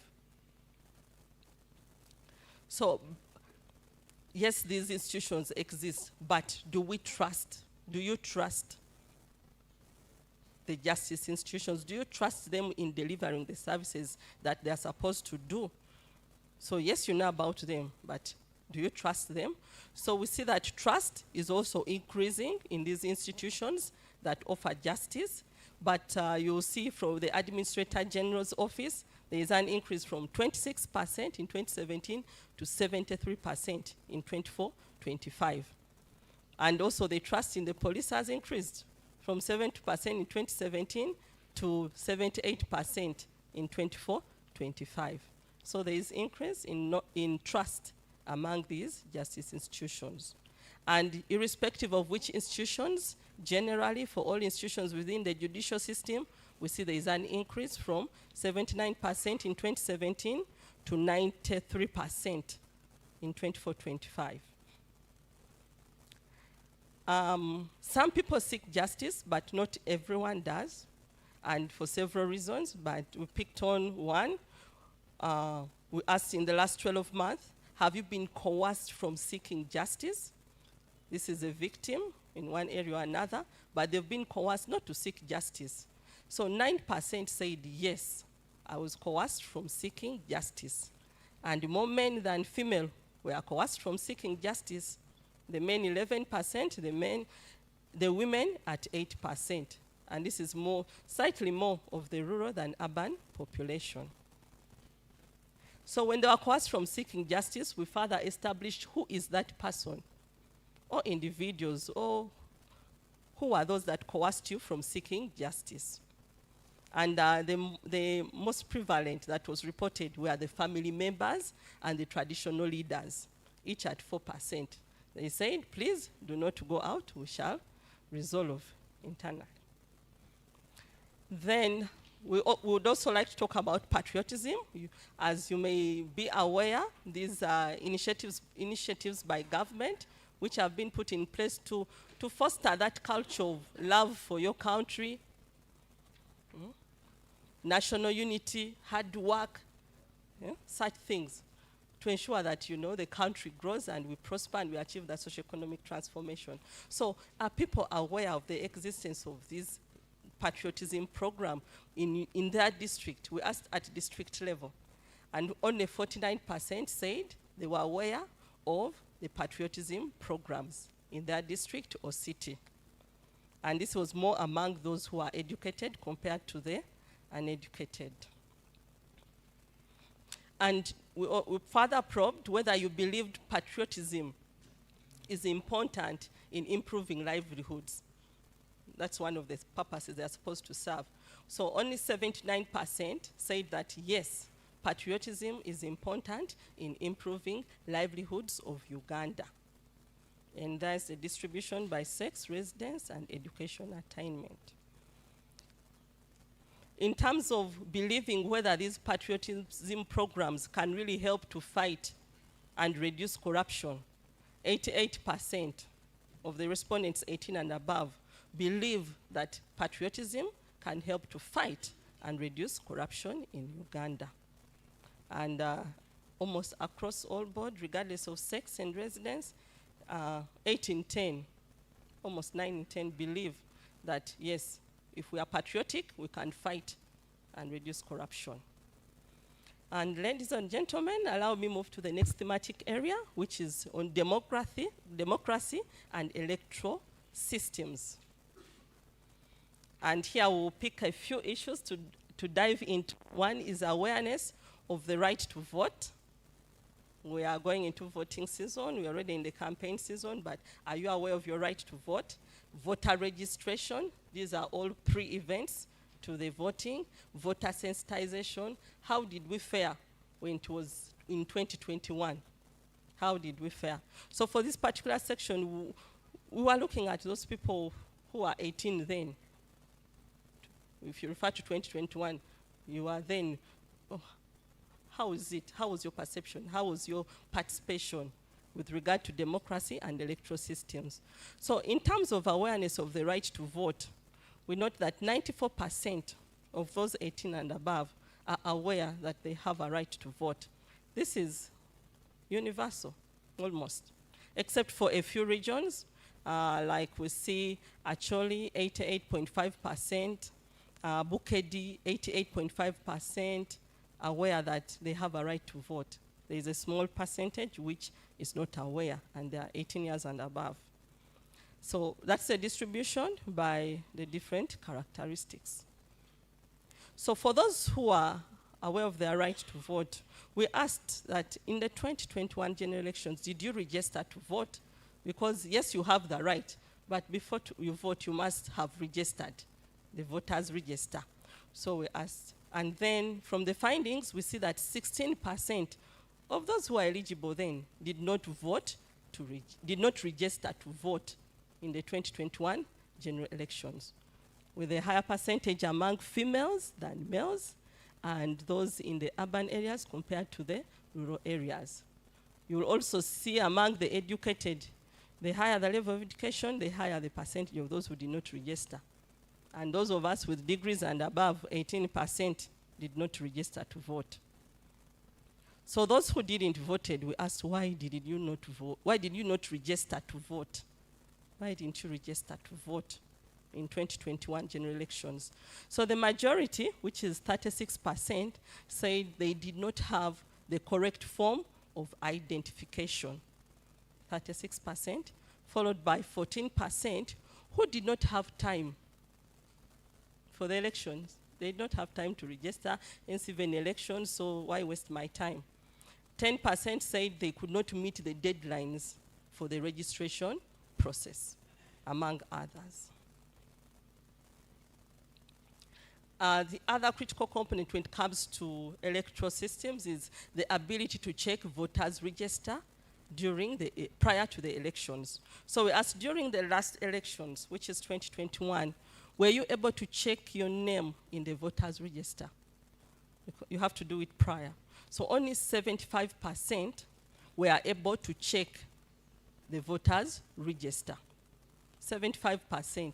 And that is the distribution by sub-region. We note still that the highest percentage that were able to check the voters' register in Toro, were in Toro, and Chigezi at 85.9% Toro and 85.7% Chigezi. However, only 59.1% in Karamoja were able to check the voters' register. Another key component of the electoral system is the access to electoral information. Are you aware that you have a right to access electoral information, whether regarding the voting day, the participation, the process, when the polls are coming, name it, and electoral information? Are you aware that you have a right to access that information? Only 74% said they were aware that they have the right to access electoral information. And the percentage by sub-region is as presented. Still here, the lowest now, there is a turn, it's no longer Karamoja, it's now Busoga. 46.3% aware of their right to access electoral information list in Busoga, and the highest now, the tables are turning, it's West Nile, 87.7%. In terms of sensitization on how to register, during the previous elections, we asked, were you sensitized on how to register? 81% said yes, we were sensitized on how to register during the elections. And the highest percentage came from Toro and Chigezi, at 91% Toro, 92% in Chigezi. And West Nile closely following behind. But the least that were sensitized on how to register were in Uganda South at 71.9%. So sensitization was lowest in that area. Another important information when it comes to voter registration, among others, and the electoral process is the issue of marking the ballot paper, doing things right. So there is no invalid votes at the end of that day. Your objective is accomplished on that day. We asked, were you informed on how to mark the ballot paper? During the 2021 general elections, so 83% of the respondents 18 and above said yes, were informed how to mark the ballot paper during the 2021 general elections. Colleagues, I'll move on to the next thematic area, still on governance, peace, and security. This is to do with transparency and accountability. Transparency and accountability. These are very critical if you're to have trust in the public, whether your person offers a service, you're a leader in the different spheres. So we shall look at trust in public institutions, response to community concerns by the political leaders or the local leaders. We'll look at delivery of local services. How is it? And then we'll conclude with corruption and bribery for this particular section. So with respect to trust in the public institutions, there are several of them highlighted there. We have social security systems, public service, courts of justice, to mention but a few, as listed there. But we see that generally there is an increase of trust in the public institutions. But some few had a decline, registered a decline between 2017 and 2024-25. And one of them is the public service, which are our MDAs within the general government, excluding, I think, the courts of justice, but the rest, there is some reduction in trust in those public institutions. And in the mayor and the LC3, we see a reduction from 62% to 59% of people's trust in those offices. So, but generally, there is an increase in trust. In terms of people's perception, the 18 years and above, whether these leaders listen to people, how often do you think the leaders, the members of parliament, how often do you think the local council leaders, the community or traditional leaders, how often do you think they listen to you? So for people who say that often and always, we see that when it comes to members of parliament, 35% said the MPs do listen to them. However, this is an increase from 32% that was reported in 2017. And we note that for the local leaders, there's also a slight increase in people's perception that the leaders listen to them. Do people believe that politicians respond to people's concerns and needs? It's one thing to listen, but do you respond and meet their needs and whatever they've brought to the table? We see that 38.8% of the respondents are in agreement that indeed these politicians respond to our concerns and needs. 38.8%. And that is the distribution by sex, age group, and education attainment. Generally, with regard to belief, as much as it's at 38.8%, we see that it is an increase from 29% registered in 2017 and now at 39% with respect to response to people's concerns by the politicians. About belief that local authorities deliver the services well, this is perception. They feel the local authorities are doing well to deliver the services. We see that 69% of the respondents said that yes, the local authorities are delivering the services well. And this is an increase from 66% that was registered in 2017. With respect to accountability, perceptions on accountability, we asked a series of questions, and one of them is whether the respondents feel empowered to demand for accountability. And 30% said yes, we are empowered to demand for accountability from our local leaders, and this is an increase from 10% in 2017. And 31% said yes, they are aware of existence of committees these are committees that have been set up to monitor service delivery in their communities. So they are aware such committees do exist. This has also increased from 18% in 2017, and 16% said they are informed of how funds were utilized, the funds that come to the local councils. Are you informed of how they've spent them? Only 16% said yes, there's that feedback. One of the other aspects, which of course we cannot fail to talk about, is the issue of payment of bribes. So the question was, in the past 12 months, have you had to give money or to offer a gift to a civil servant in exchange for a free services? It must have been in exchange for a free service. In the beginning, the ED blood transfusion said their services are for free. When you want the blood, it should be for free. But have you had to offer some money to get that blood when you went to the hospital? Of course, we didn't ask that particular one. But we said for any service which is supposed to be for free, did you have to offer some money or a gift?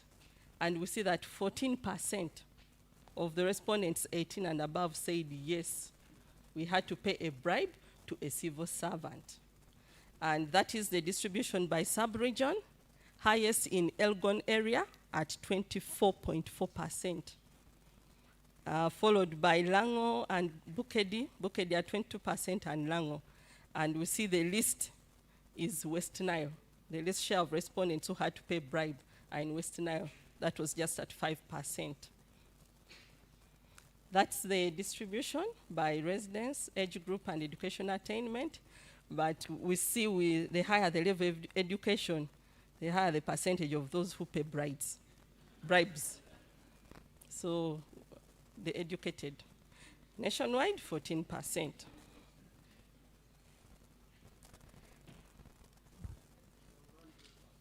I think this. So that's payment of bribes to civil servants.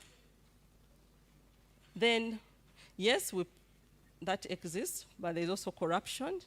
We asked whether these people are aware or they've been informed about government's effort to fight corruption.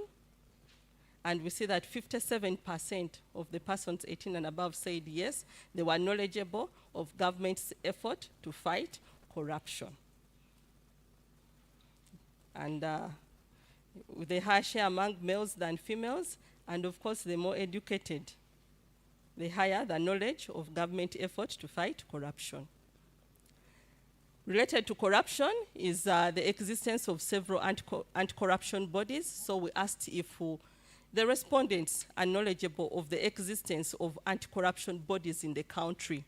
And we see that 45% were knowledgeable on the existence of any anti-corruption body in the country. With respect to knowledge on government effort to fight corruption and the existence of anti-corruption body, we see the trend. This is a trend or a comparison between the 2 years, 2017 and 24-25. We see awareness of government effort to fight corruption increasing from 54% to 57%, and the awareness of the existence of anti-corruption bodies increasing from 43% in 2017 to 45% in 24-25.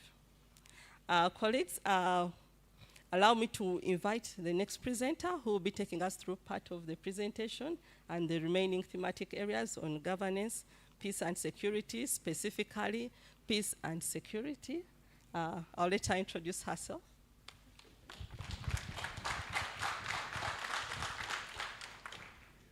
Thank you so much, HOD. Good morning, ladies and gentlemen.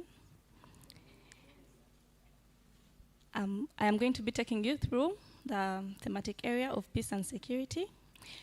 My name is Shifa Ndagire. I am a statistician for the governance statistics. Okay, I'll be taking you through peace and security. And in this, we are going to talk about those who experienced and reported theft, safety, worry, and threats, perception on the public security forces, happiness and trust among people. Okay. On the prevalence of theft, we went on to ask people if anyone had taken their property against their will, and nationwide, 14% of the respondents said that someone had taken their property against their will. We noticed that more males than females had experienced theft in one form or another. And there has been a decline in the prevalence of theft from the 2017 to this year's survey. That is all the way from 28% to 17% of the persons experiencing theft. We also went on to ask which was the most recent property taken from the people or what was stolen from them. And we see that most people reported to have been stolen from livestock or animals, money at 22%, land at 15%, and all the other items. And if you claim that someone took your property, then we went on to ask who took that property. And the highest proportion of the alleged perpetrator was the community member at 44%. 24% of our respondents say that they did not know who took their property, and then now we had 21% reporting that the family members were the alleged perpetrators of the theft. So when people report their theft, or when people experience their theft, some report it, and we went on to ask those who experienced the theft, how many reported the theft to any relevant authority. We had 54% reporting that they had reported the case to the relevant authorities, and of those, 39% were satisfied with the outcome of their report to the relevant authorities. There is an increase in those who reported and also an increase in those who are satisfied with the outcome. How much do you worry about the following potential threats? I need some IT help.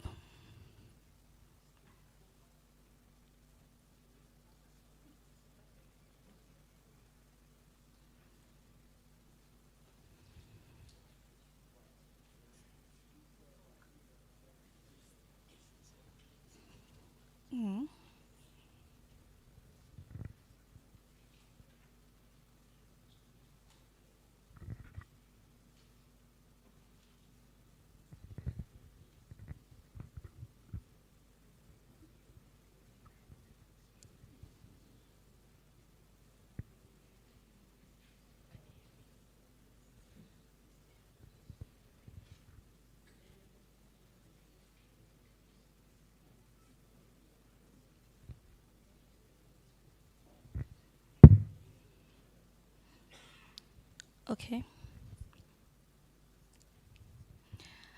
Thank you so much. We went on to ask our respondents about the different worries and the different worries that may cause potential threats to their security in their day-to-day life. And we see that 84% of the respondents were worried about poverty as a potential threat to their security. That is a decline from 93% in 2017. We also had 41% of them reporting that criminal violence is something that they worry about. 30% reporting that violence against women is a potential threat to their security and they worry about it, and all the other potential threats. So we asked about how the people felt in different scenarios. And one of them is how people felt when they were walking. Did people feel safe if they were walking alone in their areas at night? And all the other perceptions. And we see that nationwide, 60% of the persons reported that they felt safe walking alone at night in their areas. West Nile had the highest percentage of people who felt safe walking alone in their areas at night. That is at 94%. We go on to Teso at 82.2%. And Busoga had the people who felt least safe walking alone in their areas at night. So the different perceptions that we asked about, as you have seen, the 60% who reported feeling safe while walking alone in their area during the night. We also have 94% reporting that they felt safe walking alone in their area during the daytime. And 94% still reported that they were feeling safe or that they felt safe being alone at home during the daytime. and 74% felt safe being alone in their areas or at home at night. So in regards to feeling safe, we asked overall, how effective are the public security forces in addressing the violence against children and violence against women? And we have 79% of our respondents reporting that the public security forces are effective in addressing violence against children, and 77% of the respondents also reported that the public security forces are effective in addressing the violence against women. There is an increase in both the scenarios from 2017 and 2024. So when people feel safe, where we went on to ask where people usually go to get help for resolving different conflicts. And we see that most people reported that people usually go to the local committees to resolve their conflicts, and 17% also reported that the people usually go to public security forces in regards to resolving the different conflicts. 82% of our respondents reported that they trust the government to provide security to them and their household and their property from crime and violence. We also see that there is an increase in the trust among as people get older. That is from 79% for the youth, 82% of the middle age, and then 85% for the older persons. That's how much trust they put in the government to provide security. Okay. We asked people, what extent can most people be trusted in the country? And 57.9% of the people reported that most people can be trusted in the country. When we look closely, the people in Teso reported that most people in Uganda can be trusted. The people in West Nile, 72%, also reported that the people in Uganda can be trusted. And then the people in Busoga and Buganda South were the least proportion of those who thought that people in Uganda can be trusted. Okay. So in regards to happiness, taking everything together, would you say that you are happy? We asked the respondents this question, and universally, 8 out of 10 people in Uganda reported that they were happy. The happiness has increased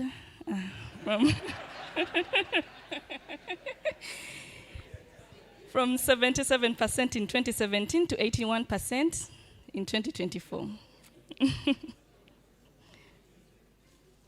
Ladies and gentlemen, allow me to take you to the next thematic area.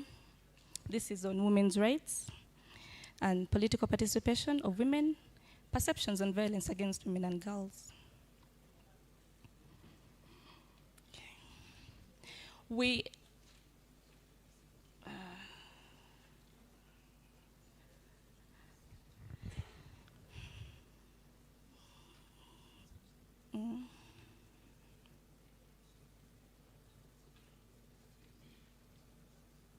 Thank you. Okay.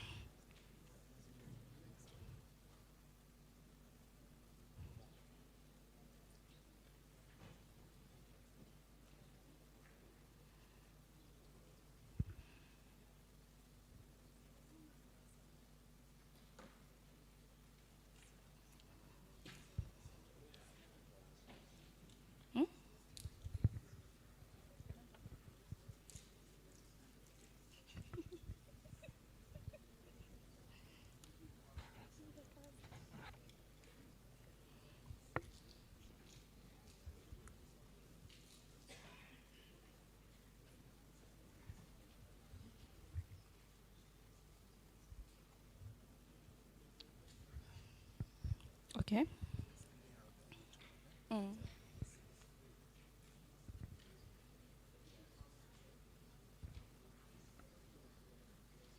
Okay, while I wait for this to be sorted.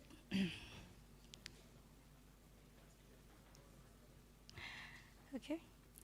We asked our respondents what they thought was the major reason why there are not many women in top political offices.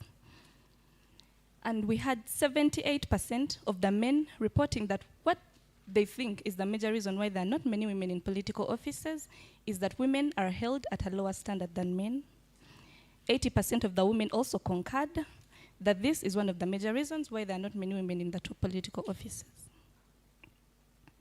The other reasons that were given were many Ugandans are not ready to elect a woman to a higher political office. Women get less support from party leaders. Fewer women have experience required to run for office. Family responsibilities do not leave enough time for the women to run for office. And the last being that women are not tough enough for politics.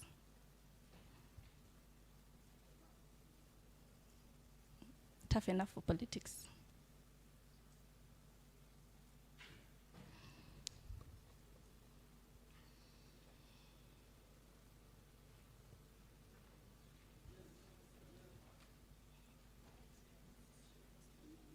Go back.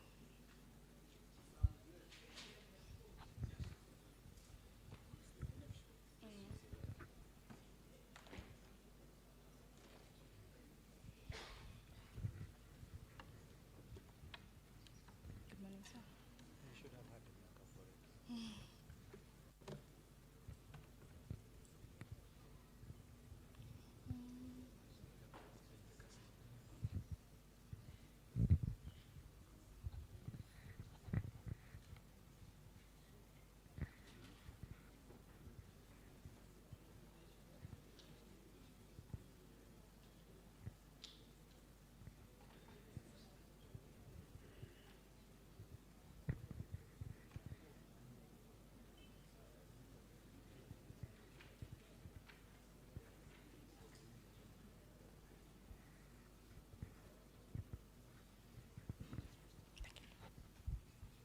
Thank you so much.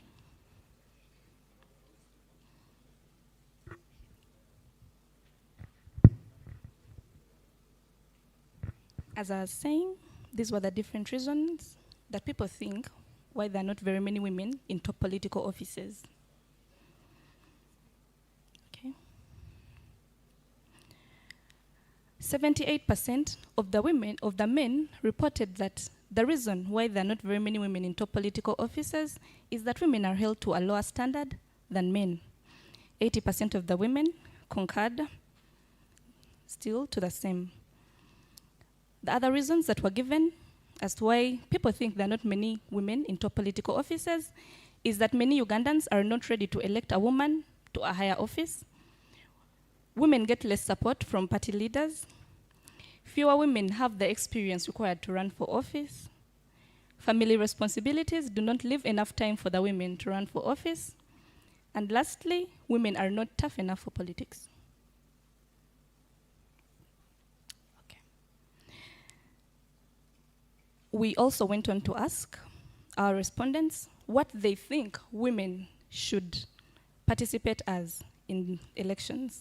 Should they participate as voters or candidates? And universally, most people agreed that women should participate as both voters and candidates if they so wish. Okay. Would you vote for female candidates during an election?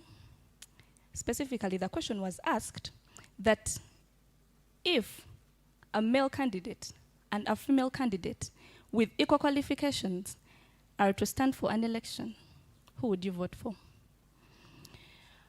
We had our male respondents, 49% saying that they would vote for a female candidate during an election. Of course, the percentages, all the proportions increased as people grew older. The ages. Then among the females, we had 74% of the females saying that they would vote for a female candidate in the scenario that both a man and a woman with equal qualifications are to run for a parliamentary election.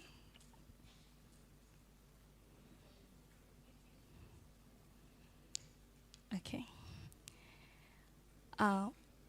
We asked if the we asked our respondents if they agree that female politicians receive lower support from party leaders compared to male politicians. And 57.9% of the males agreed that females indeed receive lower support from party leaders compared to male politicians. The people in West Nile, 82.6% of the males in West Nile agreed that females receive lower support from party leaders compared to the male politicians. And 31.9% of the men in Buganda North agreed that females received lower support from party leaders compared to the male politicians.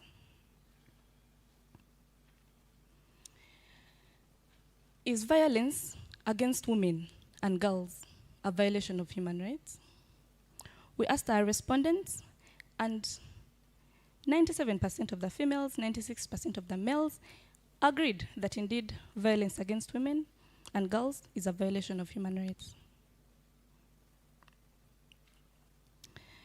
We asked a few perceptions on the different rights of women. Number one was, women have a right to equal share in the family's wealth. And we had 93% of the women agreeing that yes, women had a right in the equal share of the family's wealth. 87% of the men too agreed that women had a right to the equal share in the family's wealth.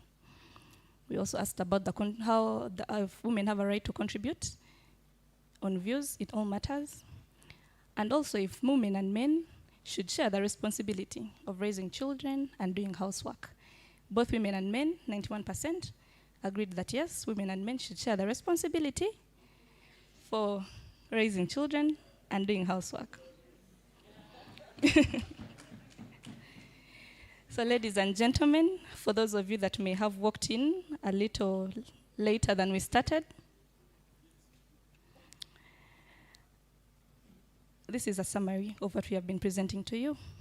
89% of our respondents were aware of the different human rights. 93% have trust in the various justice systems. 57% were aware of the government's effort to fight corruption. This is an increase from 54% in 2017. 82% had trust in the ability of the government to protect them and their property from any violence, and that is an increase from 72% in 2017. 60% of our respondents felt safe walking alone at night in their areas. 14% had at least one contact with a public official and paid a bribe to that public official. 69% were satisfied with their last experience of public services. 39% believe decision-making is inclusive and responsive. 29% reported having personally felt discriminated against or harassed in the previous 12 months prior to the survey. Thank you so much for listening to me. Thank you so much for listening to us.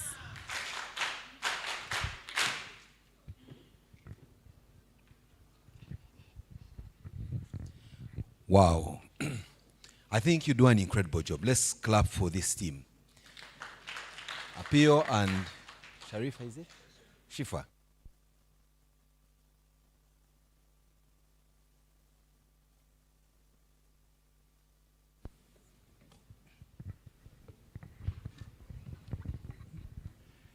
And whether you receive the responses with the kind of honesty our Catholic priests receive our confessions with, or whether or not a question such as, do you do in equal measure domestic chores with your beloved partner, is answered because the partner is present and they are trying to appease them, or... So I think beyond showing us the figures, some of us are a little interested in perhaps being explained to in a bit of graphic detail on the circumstances within which some of these questions are asked. I don't know whether you also told us whether these questions are asked during broad daylight, because if you are walking in West Nile, especially Arua, at night, and you ask someone whether they are afraid of not walking at night, I'm sure the answer would be, I am not afraid. And hence maybe that's why over 90% of people in Arua feel safe walking in their neighborhoods at night. But again, you would wonder, I mean, 90% of people feeling safe walking at night.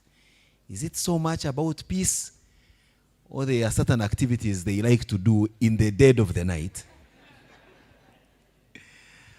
So I'm trying to wrap my head around the statistics. And please mind not, I'm not the sharpest tool in the toolbox, but I'm also trying to understand the idea of, one, reduced cases of theft generally, but the fact that men are experiencing more theft than women. So can I therefore assume that the perpetrators are women?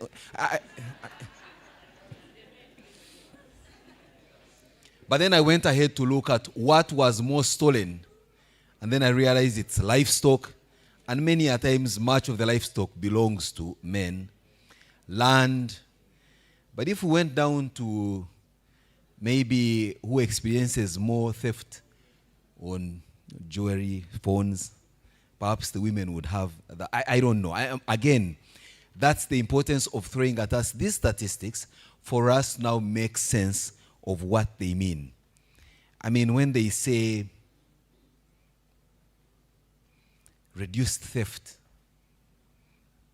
okay, and then of the things that are most stolen, you don't see taxpayers' money, and yet everyone is always complaining, our taxpayers' money is being stolen.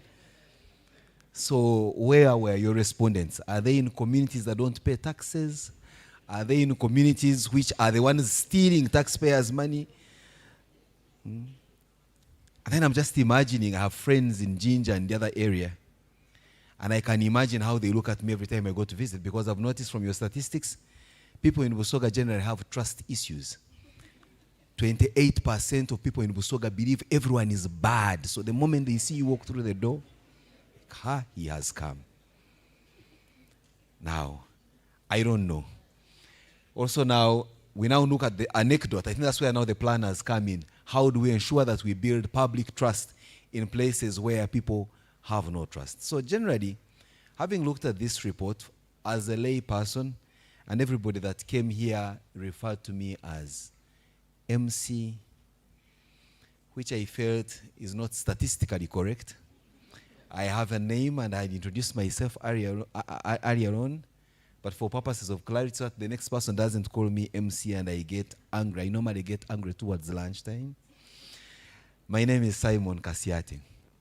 But if you must use a title, just a title, I mean, I'm sure that's why people are throwing around MC. They want to make me feel like ED, country rep, so MC. So statistically, you may just want to call me the event flow management consultant. I like my things big. So if you must give me a title, give me a big title. Or restrict yourself to my name, which is... he has even added Director of Ceremonies. Oh, thank you very much, Mr. Executive Director. I receive. But that said, without further ado, time is not of essence on our end. We have to close very soon, but we must make sense of these statistics. We had thought we'd have a panel discussion, but I think by God's providence, we will have a deep dive by one of us in the room, Sam Waigara from the Ministry of Justice and Constitutional Affairs. You're in charge of Governance and Security Programs, Governance and Security Programs Secretariat. So you'll come and try to break it down for us to appreciate how these statistics inform government programming, and cognizant of the fact that we have to make a hard stop at exactly 12:55. So, may I invite Sam Waigara? I think he needs a hand clap so that he can come bouncing. So for purposes of clarity, I think you have about a maximum of 20 minutes. Thank you.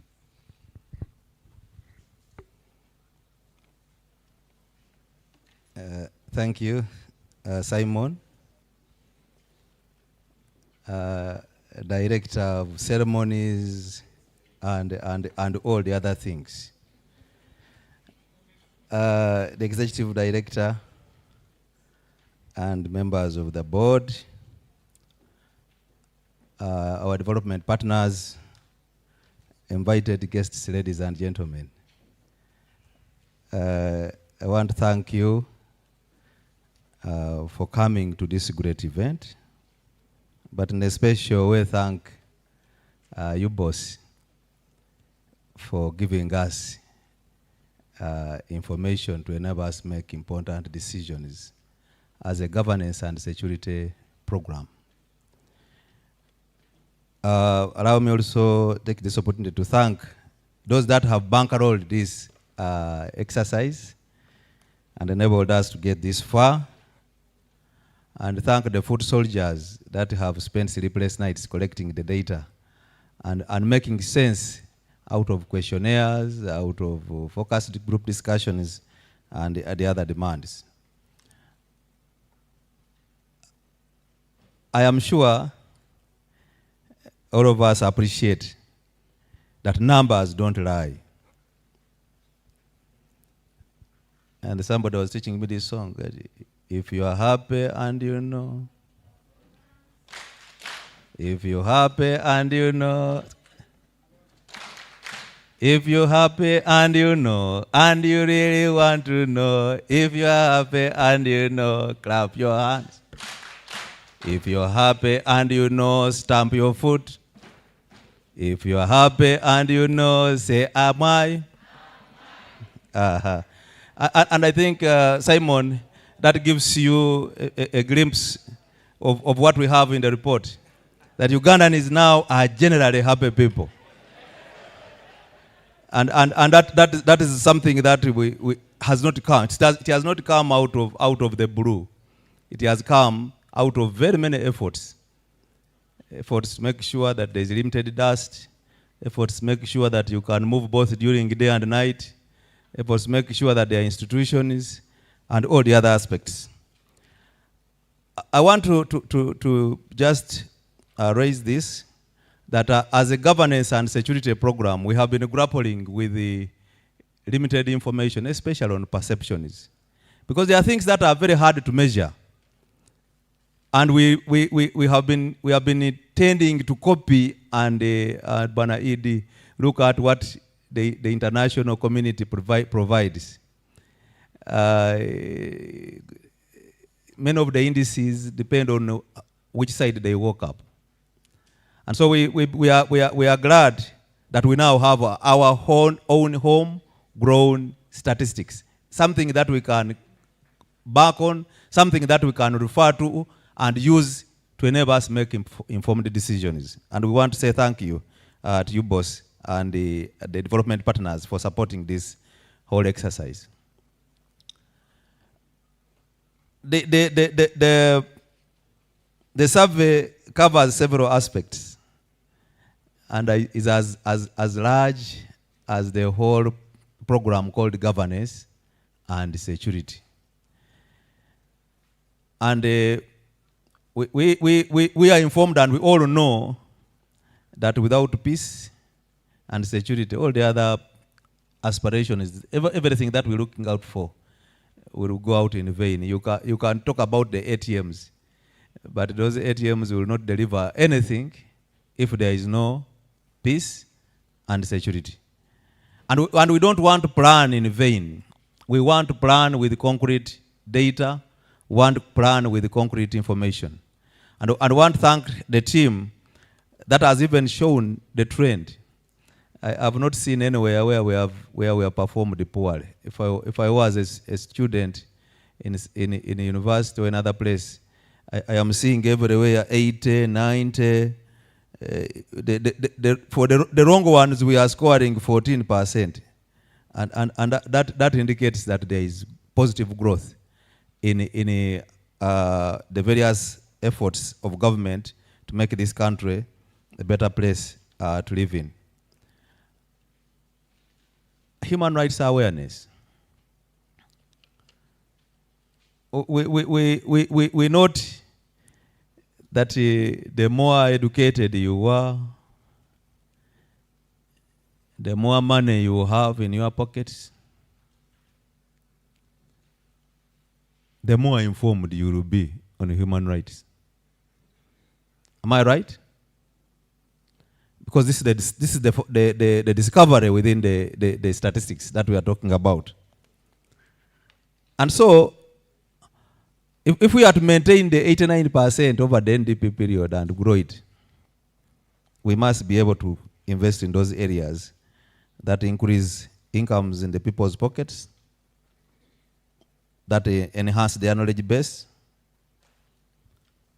and promote positive coexistence. But that does not negate the need for government institutions that are responsible for promoting human rights and other forms of positive living from doing their rightful job. We can see that from the geographical spread, the areas that have a human rights office and have many of the human rights defenders and NGOs present tend to have many individuals and a higher mass of people that are aware of human rights. And so, as a program, we're now looking at how do we expand outreach, how do we expand coverage to make this happen. Of course, legal aid is an issue, especially when it comes to access to justice. Though we have many people aware where to go, but the problem is also how to access those services and the cost of the services. With the 15% access to legal aid, we still have a long way to go, and we need to do the needful. There is an LOC in every village. Unfortunately, the people in urban areas may not even know their LOC chairman. But generally, we are seeing 97% of all of Ugandans and respondents indicated they knew about the local council system. Knowing about them is one thing, but getting the services of these institutions is something that we want to ensure that we deepen. And also, not only deepening knowledge about these institutions, but also ensuring that they provide the necessary services to deliver the specific needs and demands of the people. Under the National Development Plan 4, the Governance and Security Program is interested in increasing the number of Ugandans that have confidence in the justice institutions, that have confidence in the security institutions. Of course, we have seen that here we are reporting 82% for courts, 73% for Administrator General, 90% for others. And it shows the positive trend. We are beginning to see that the intervention is put across, and the investments are beginning to deliver results. We focused on ensuring that the institutions that provide these services are stable, that they have the needed capacities to deliver their services, that they are accessible, they are reachable, and that you traverse shorter distances to be able to access them. I think with this increase in infrastructure, increase in capacities, we are also making sure that we need to link the infrastructure, the people we are put responsible for the delivery of these services with the unique justice needs of the Ugandans. And I think one of the things which will help us grow public confidence is working on the long lead times in delivery of services, the cost, the language that we use in those places, the traditions that are there, and it's possible that we can increase this one to 90, even hit 100 over the National Development Plan for period. And so for us, we need to look at what delivered this public trust. Is it that Ugandans have just woken up today? Yesterday they were not trusting the institutions, and now today they are trusting them. I think that's the kind of discussion we want to take forward with this. looking at what investments we have had on the ground, the changes that have taken place, and link them to this increase in public trust. And that will enable us to know where we should put our greatest effort. That is something that we believe we want to see. And also to ensure that we do not have a decline when it comes to, I don't know when is the next survey. The first one was 2014. It took us 3 years to have 2017. And for those of you who studied mathematics, you know how many years it has taken us to get a successor one. Almost 8 years. And our belief is that we should not wait. We shouldn't wait. It would be very good if we did another one maybe towards the end of NDP 4, so that we can inform ourselves on how best we have performed. It's bad to coerce people. Forcing people, you go to court, but this happens. Sometimes because people don't have the knowledge, but sometimes because of other sinister motives. And this we need to address by ensuring that we uphold some of these institutions. Of course, family and tradition are things that we need to deal with, and make sure that we see the linkage between some of these institutions with the formal systems. Patriotism. I think many times when we talk about patriotism, people think about the NRM government. They think about the move. Patriotism equals RDCs equals movement. But no. Patriotism equals Uganda. Feeling that you are Ugandan, walking like a Ugandan, acting like a Ugandan, and portraying yourself as a Ugandan. That's the patriotism. And feeling that comfort that as a Ugandan, this is what I ought to do. Because we owe it to our country. You know, in other countries, even when they beat each other, you never see it in the newspapers. I know Simon knows it about this. For us, it will be the headline.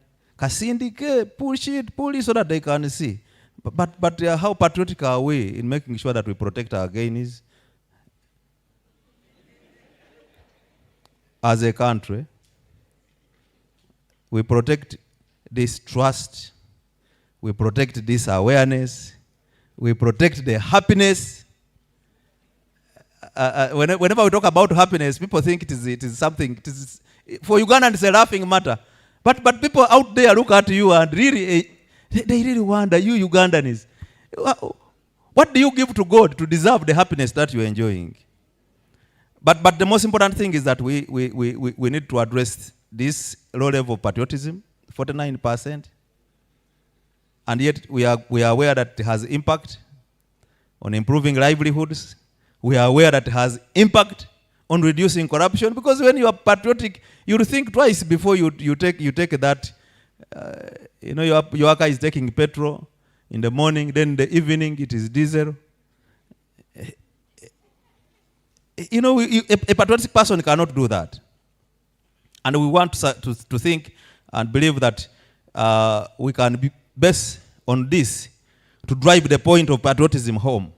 Many people thought that patriotism was that when you take people in a patriotism class, they will come back and they will all be yellow. But I think when they come out, they should be more Ugandan.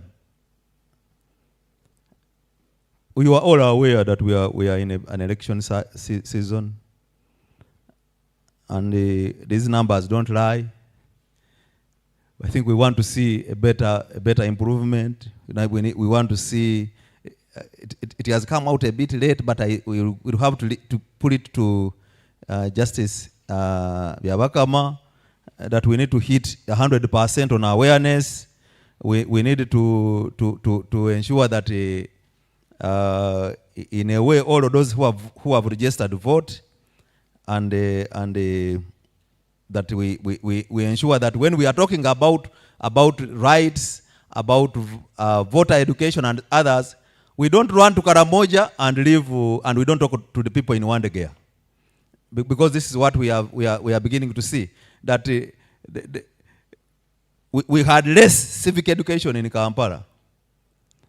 compared to up-country areas. And I think that is something that we need to address. Public trust in institutions. My question here is, how can an institution on some same parameter score in the same assessment score 80, trust in public, trust in justice institutions? The same institution scores 80, and when it comes to trust in public institutions as an institution, it scores 56. Where is the issue? Where is the problem? Can we identify what? Was it a contradiction in the methodology of delivering that, or was it an issue of how the question was put to the people? Of course, you people are saying that the politicians don't respond to your concerns, and the idea is that many of you who know what government gives are not ready to confront, because these are your OBs, your OGs. You don't ask them the hard questions, and you leave them to the people in the village. Bribery, who is bribing? That's the question we ask. Who is bribing? The bribing is not by government agencies. The bribing is by you, the private sector.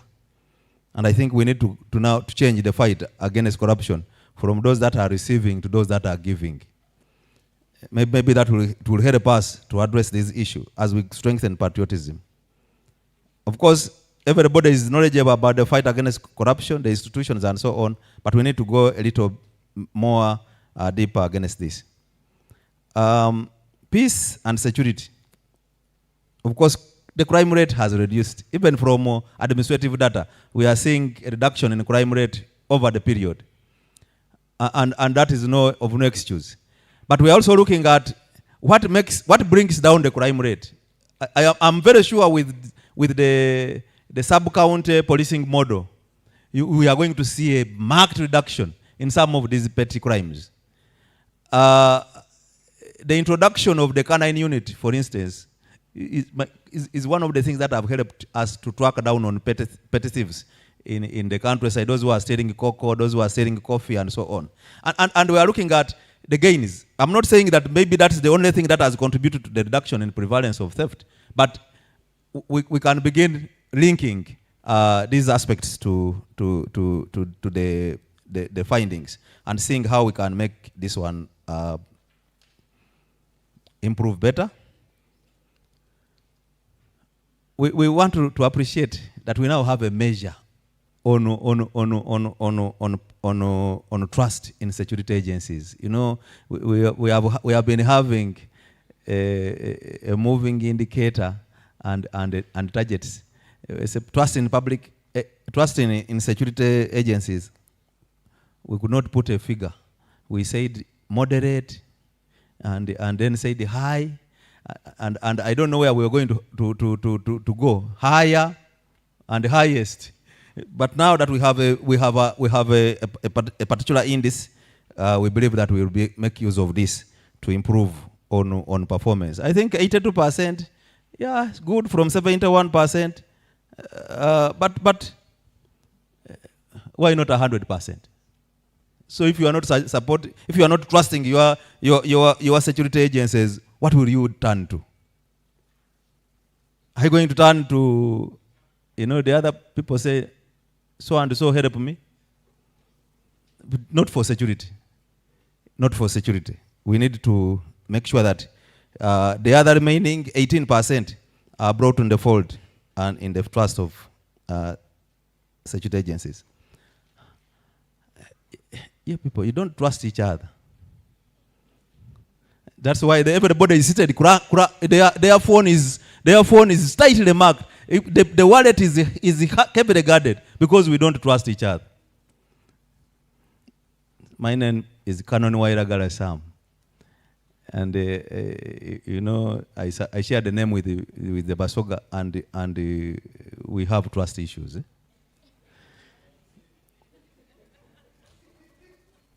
But how do we enhance? How do we enhance trust among the people? I'll give one do you know the reason why this country is a cash economy? This country is a cash economy because we don't trust one another. Everything you go, you want to buy food, even from the neighbor, you have to pay first. Sente kwa mkono. You don't even trust your own mobile money pin. Because you think they may take my money. Trust issues. And I think this is something that we believe can be done and addressed through patriotism.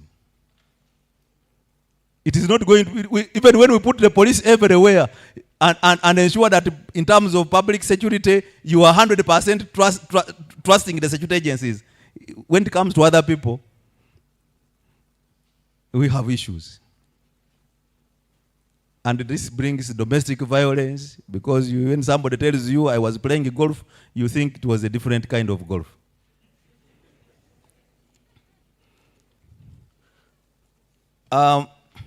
So for us as a governance and security program, we are not looking at these as figures.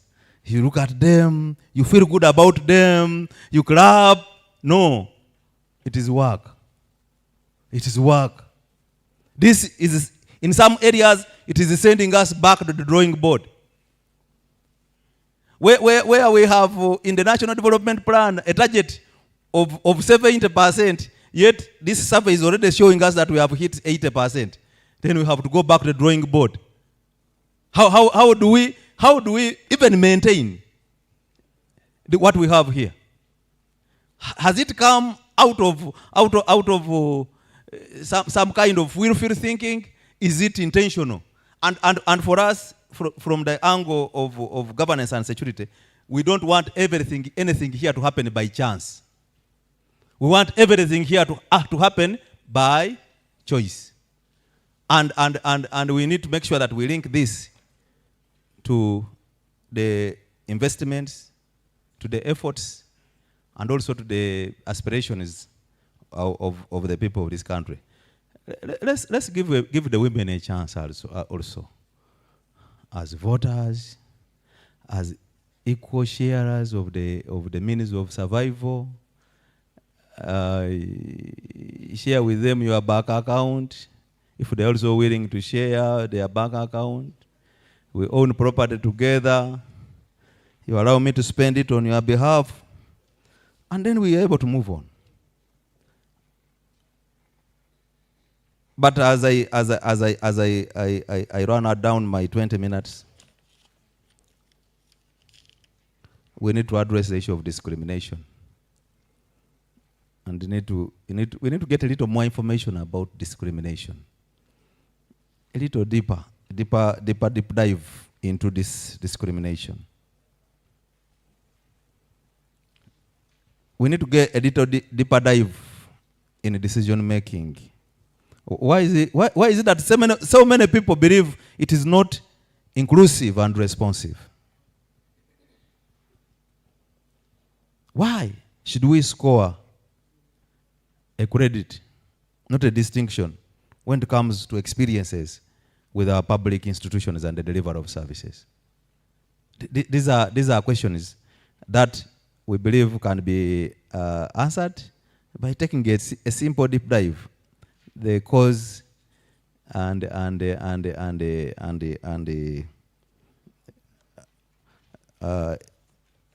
relationship between the causes and the results that we are beginning to see. Once again, thank you so much. Mr. Wairagara-Sam, thank you very much for sharing with us succinctly what you pick from this. Indeed, through you, ED, aware that you put in a lot of painstaking effort in putting together this kind of finding that we launched today. It would be a travesty on your part and effort if this report sat and gathered dust on shelves somewhere and not informed the kind of intervention that Mr. Wairagara is talking about. It would also be a travesty on your effort, if you ask me, if my colleagues in the media cover this today as an event and you do not support them to propel this as a going concern and a story that can be told today, tomorrow, and inform and be quoted and referenced when they are discussing other stories. I mean, you always read it in our media reports, and when we're out to speak, we want to quote statistics. And we're very intelligent at that. You'll hear us say, 14 women die every day from childbirth.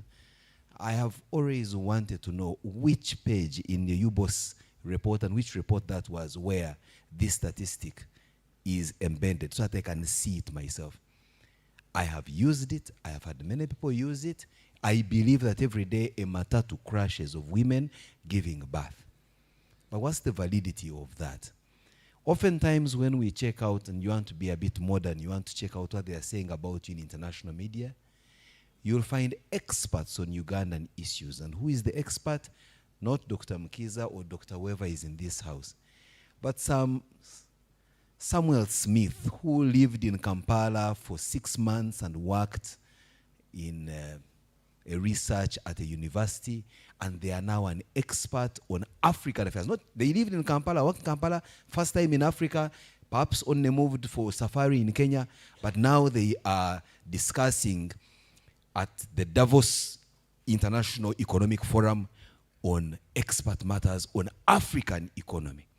Then you wonder, all these PhDs here in Africa, at what point do you become experts on African affairs? You'll forgive me, I digress. For a moment, I thought I am a discussant. Then I just reminded myself, gosh, I am the master of ceremony, or the director of programs, event flow management expert.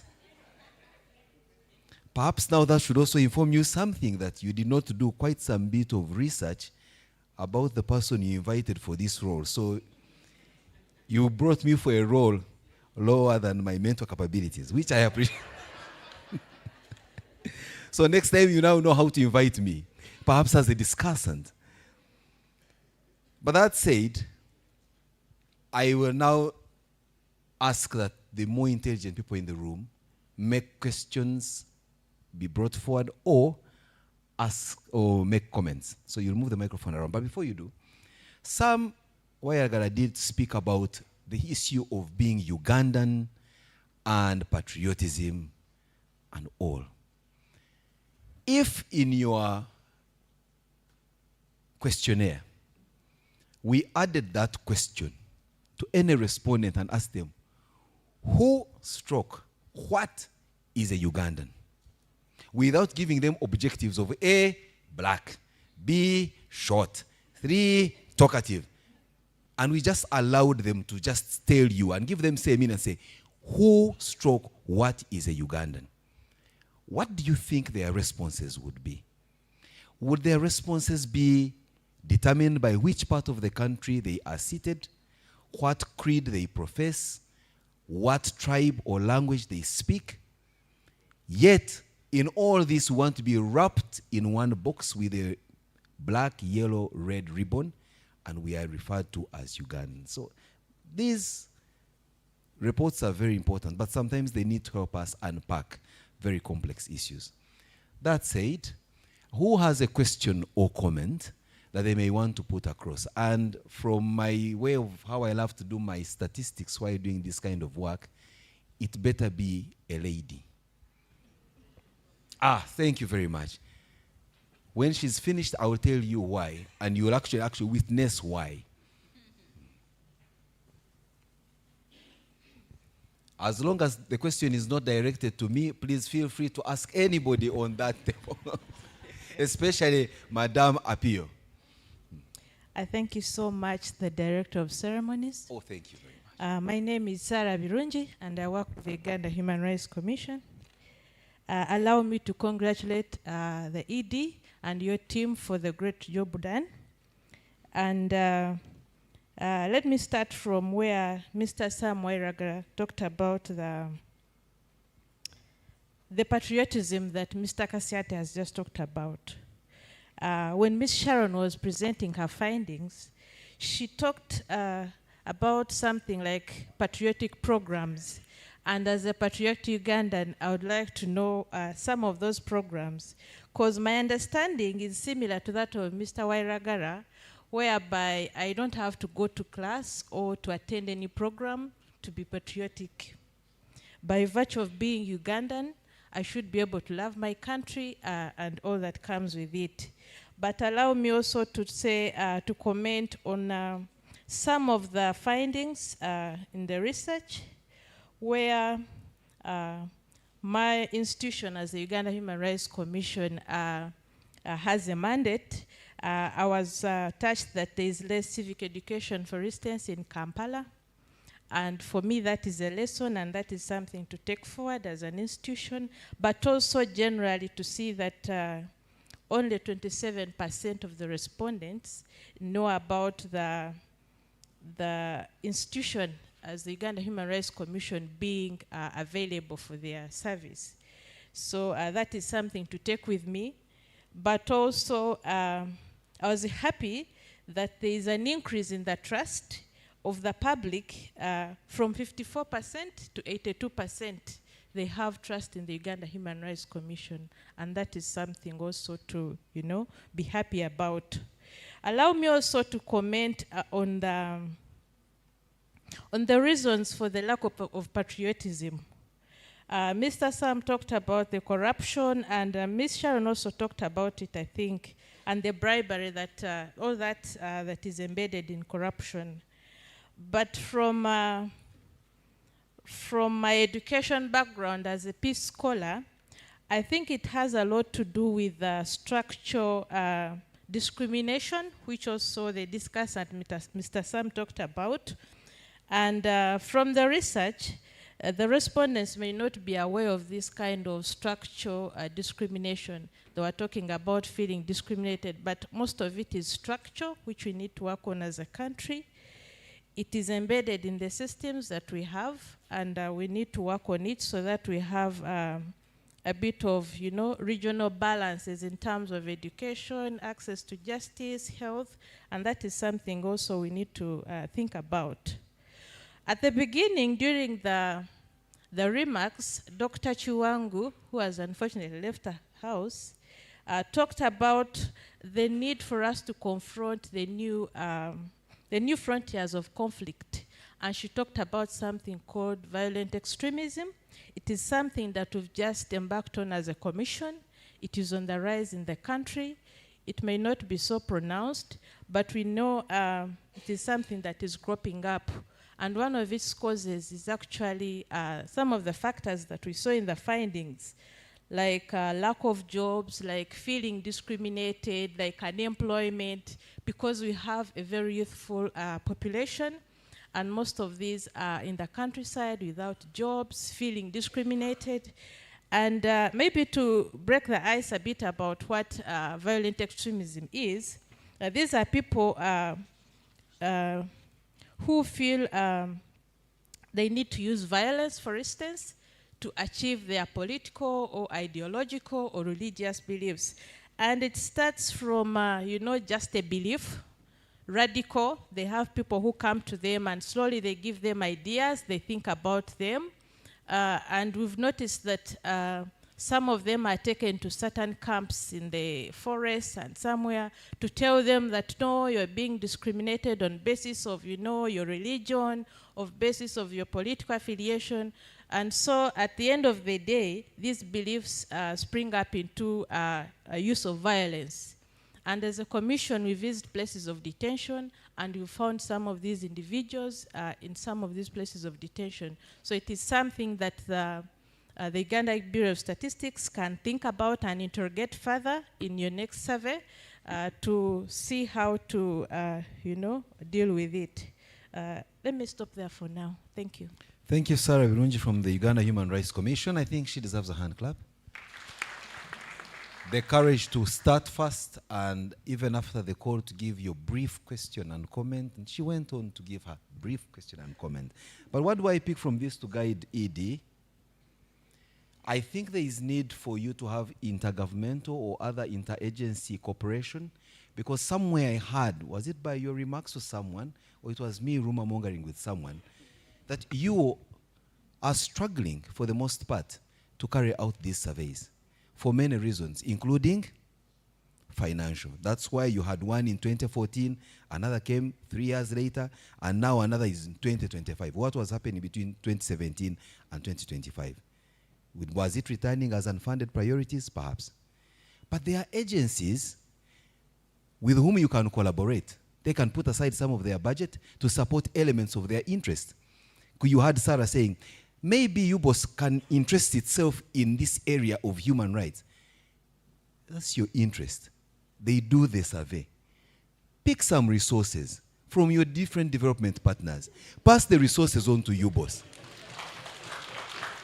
And say, as human rights community, we want to understand this. You are the ones who can get us these statistics. We have some money. Let's support you. Now that way, you save Dr. Mukiza the odious experience of having to go in the corridors of Parliament, begging for money, even when he's an immediate door neighbor to the Treasury.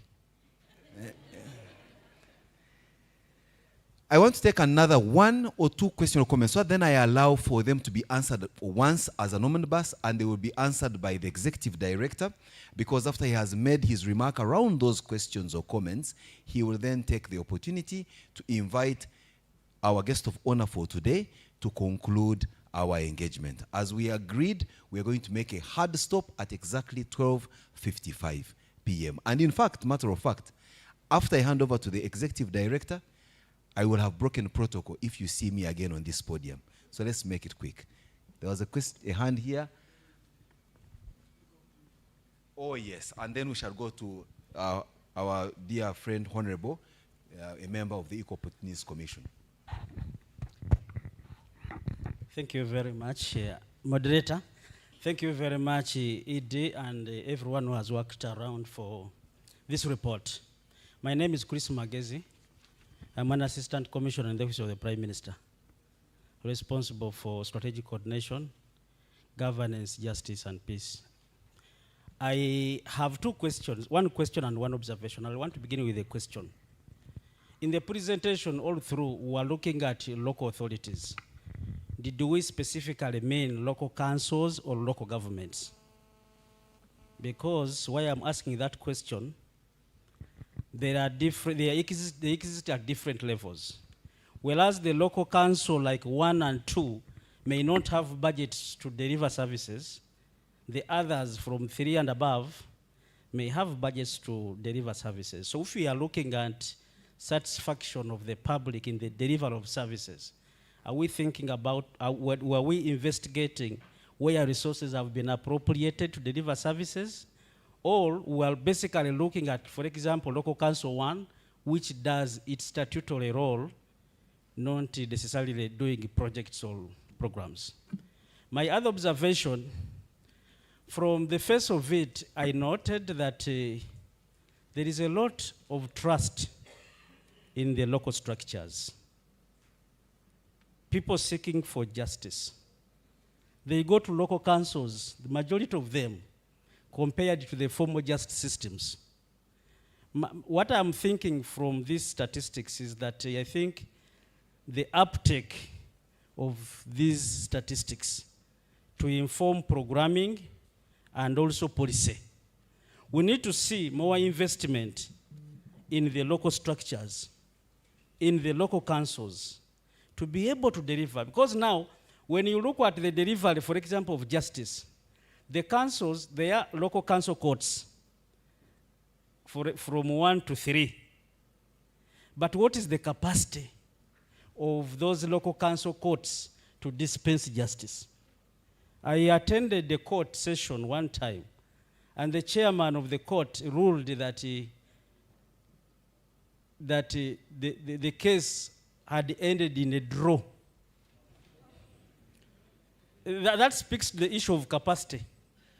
So I think deliberately, in terms of programming and interventions, we need to focus much more on these local structures because they are cheap, they are quick to access, and they don't have those bureaucracies and protocols. I submit. Thank you very much. Thank you. So we will now wrap it up with a question or comment from Honorable Safia Narule Juko, the chairperson of the Equal Opportunities Commission, who I want to believe in trying to get exactly where they need to stand as an Equal Opportunities Commission. They may need some statistical support from UBOS, which they can also facilitate in more ways than one. Over to you, Honorable. Okay, thank you very much. My name's, as mentioned, Safia Narule Juko. I've been a member of parliament, as you know, and now I was appointed by the president to chair the Equal Opportunities Commission. I'm so passionate about issues of equal opportunity, issues of inclusivity, and so on. So when I saw that this research was going to tell us the theme was leveraging innovations in data and statistics to promote a just, peaceful, and inclusive, prosperous Africa. Actually, I didn't delegate anybody. That's why I came myself to listen in and also to see how inclusive this data was going to be. Anyway, you also know that our mandate, part of our mandate as Equal Opportunities Commission, is to do the assessment, is provided under the Public Finance Management Act of 2015, to assess all programs of government, all sectors of government for their gender and equity compliance. And when we do the assessment for those entities which comply, we recommend them to Minister of Finance to be issued a certificate of gender and equity compliance. I would like to tell this gathering that I'm the person who innovated the certificate of gender and equity compliance. Basically, to make sure that the good provisions of government in the laws get their way into the national plans and budgets so that they can be implemented, so that the programs of government can create an impact in the lives of Ugandans. So I thank you both for giving us the statistics. I'm assuring you we are going to use this data to unpack a number of issues when we are, I'm working with my people now to come up with what we call vote-specific gender and equity guidelines, to be able to see whether UBOS is really coming up with the specific measures to equalize opportunities for men, women, persons with disabilities as provided in the Public Finance Management Act. So I'm assuring you that we are going to use this data. Also, as the program of security, governance and security, I have picked a number of issues. One of them is you said that you are going to operationalize the sub-county, is it, what? Policing. I would like to see that in action, because with the wealth creation programs we have in Uganda, people cannot progress when others are working, others are not working, and they are stealing people's properties. And the people who are stealing these properties are the young people. The people who are doing business or rearing animals are the old people. So I would like to see this one being operationalized as we implement the National Development Plan 4. And lastly, I would like to ask you both, maybe in your next edition or the next research, to work with us, Equal Opportunities Commission. One, to get the gender and equity statistics into this research. Secondly, as you were, I was listening very carefully to Apio. She was saying that they came up with a list of institutions which actually provide justice and peace. We have a tribunal at Equal Opportunities Commission, and I think we are one of the government agencies which are providing justice for free. Can you also work with us to get how we do it and the kind of people who benefit, so that it can be reflected in the next research? For now, Thank you very much for inviting us. Thank you very much, Honorable Safia Narude from the Equal Opportunities Commission.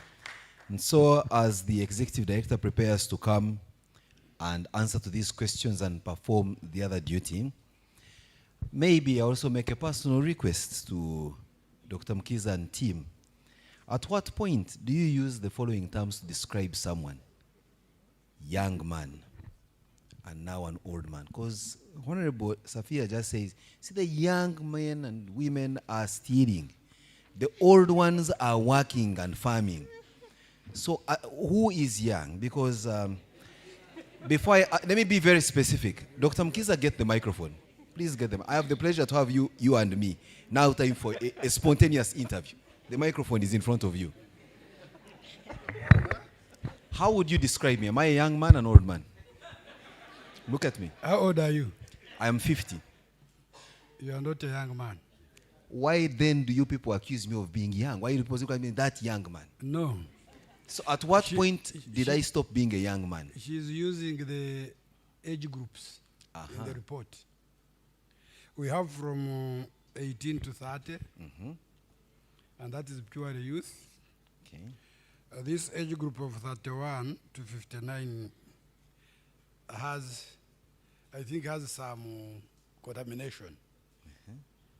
Because from 31 to 45, that's where we think you have expired, being referred to as a young man.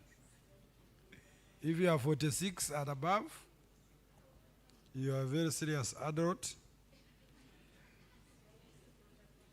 And by the time you reach 60, you are older person. So I am slightly older person. No. Are you 60? No. You said 46 to... You are an old person. Okay. Old person, then 60 and above, older person. That answered, it's now my humble pleasure, ladies and gentlemen, to formally ask Dr. Mukiza, the Executive Director of Uganda Bureau of Statistics, to invite the chief guest who will make their remarks and close today's event. After those remarks, the official photography team of the Bureau of Statistics, pardon me, will then guide us on how to take a group picture, which demographics of people go into that picture, because we will not do random sampling. We are going to be very clear with what sample space we shall use on who takes the picture. And after that, the press will have a field day by asking some attendant questions for further clarification and elucidation of what has been presented. With those not very few remarks, I close here and invite you to take over, Mr. Edie. Thank you. Thank you. Thank you, Director of Events. And the next part, next time we shall call you as a panel discussant. I have Sharon, who will answer 3 questions. One on patriotism, the other one on LC Council and whether you went for LC or local governments, and the Equal Opportunities Commission comments or concerns.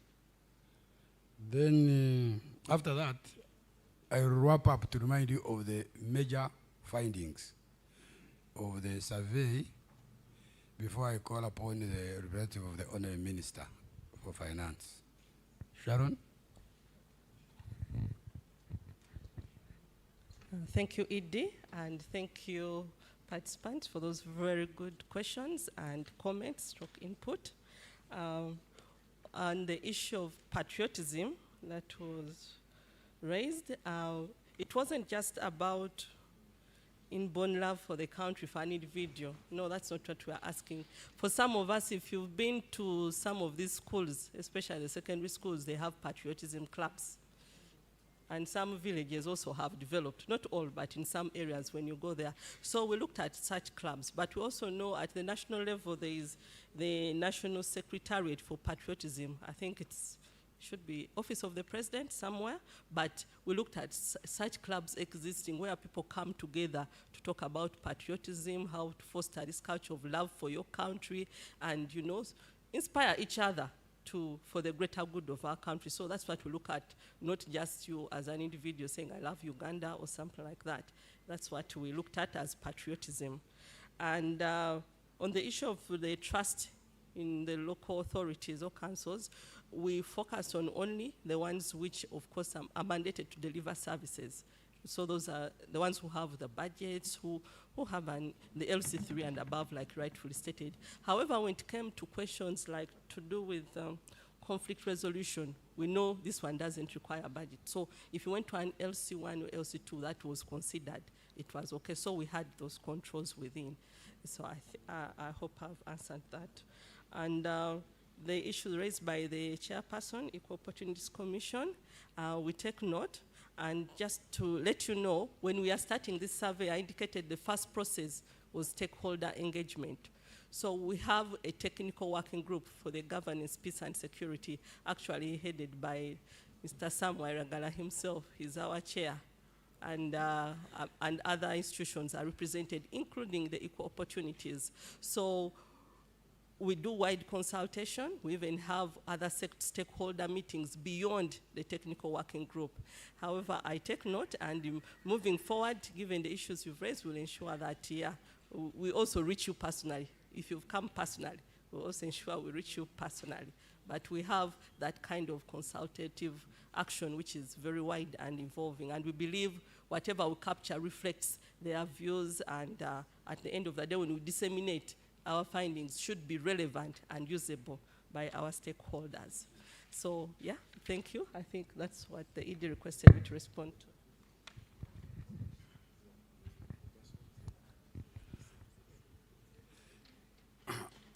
Thank you. As a wrap-up, we are concerned on the reduction of trust in public institutions in public service. In 7 years, it has fallen from 54% to 49%. So public service priest, MDAs and agencies, we need to style up and work on the trust. The chairman of your technical committee should take heed, and the OPM. These are ministries, departments, and agencies, and local governments. The trust has declined by 5%. And similarly, the LC3 and the mayor system, there has been a decline in public trust. The other major finding here is that 9 in 10 people you see are aware of different human rights. 89% is 9 in 10. And again, over 9 in 10 have trust in various justice system. I think congratulations to judicial justice system. If the LC3 was doing much better, I guess it would have even gone further higher. 54% were aware of government's efforts to fight corruption. And this is an increase from 54. But we still think this is too low. This is half. Meaning the anti-corruption agencies, civic leaders needed to sensitize the public about how we can fight corruption. The other fact that the survey has established is that there has been an increase in the trust of government to protect them and their property. In 2017, it was 7 in 10. Now it is 8 in 10, 82%. So I think the general government is doing quite enough to give confidence to the public that they can protect them and their property.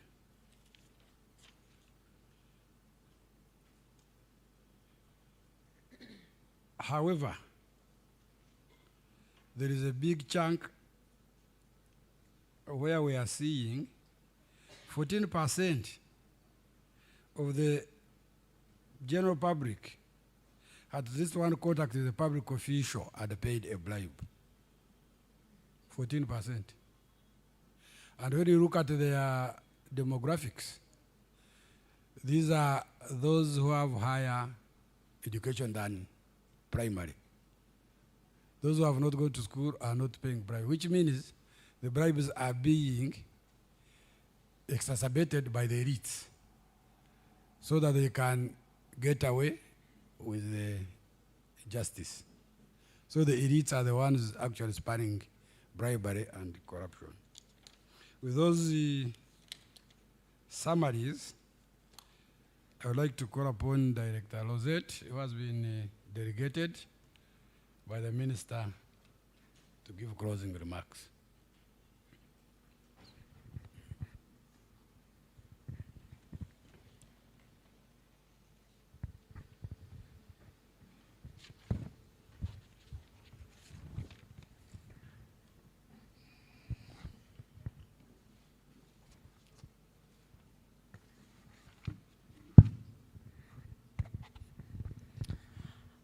I welcome you all and good afternoon. I'm Director Rosette Nakavuma, representing the Ministry of Finance on the board of the Uganda Bureau of Statistics, and I'll deliver the remarks of Honorable Minister of State for Planning, who has been engaged in other important assignments, but is always committed to issues related to statistics. So I'll start the remarks. Representatives from development partners, delegates of the East African community, all representatives from government ministries, departments, and agencies, the executive director, management, and staff of UBOS, the media fraternity, ladies and gentlemen, good afternoon to you all. Allow me to ride on already established protocol and take the opportunity to welcome you all to this occasion where we have just received key statistical findings for the National Governance, Peace and Security Survey for the financial year 24-25. This is the third, as we've already been informed. And as you have noted, we have seen that there is an overall general improvement in most of the key indicators regarding the trust in justice institutions, improved accountability, among others, despite some few hiccups, as the ED has mentioned. So I would like to thank you all, because this is a community effort. It can't be one person's effort. So colleagues, this function coincides with the celebration of the Africa Statistical Day 2025, whose theme, as the executive director highlighted earlier, is hinged on quality governance for justice and prosperity of all Africans. That's why I want to thank our colleagues from East Africa and also all the international agencies who have joined us. This shows that it's beyond Uganda alone. As government, this has been our driving factor in making sure that every Ugandan becomes prosperous in a peaceful country with equitable justice ushered under the government, especially the NRM government, in a position now. As you've seen, government has done a number of reforms, measures to improve peace and security, key of which is addressing poverty issues like through various programs like PDM, MIOG, among others. So this has been a government effort. And fast forward, therefore, I want to request each one of you to turn to your neighbor and say, Happy Africa Statistics Day 2025.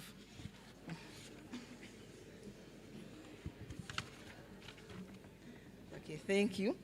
We should take this day as an important aspect in our lives as a nation, region, and continent, because our efforts are fruitless if we do not cross monitor progress using quality statistics as a mirror of our journey to prosperity.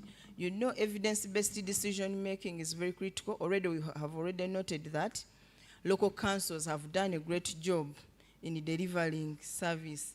So already it has helped in informing policy going forward, meaning already even PDM, which is based on local level, has high chances of yielding fruits.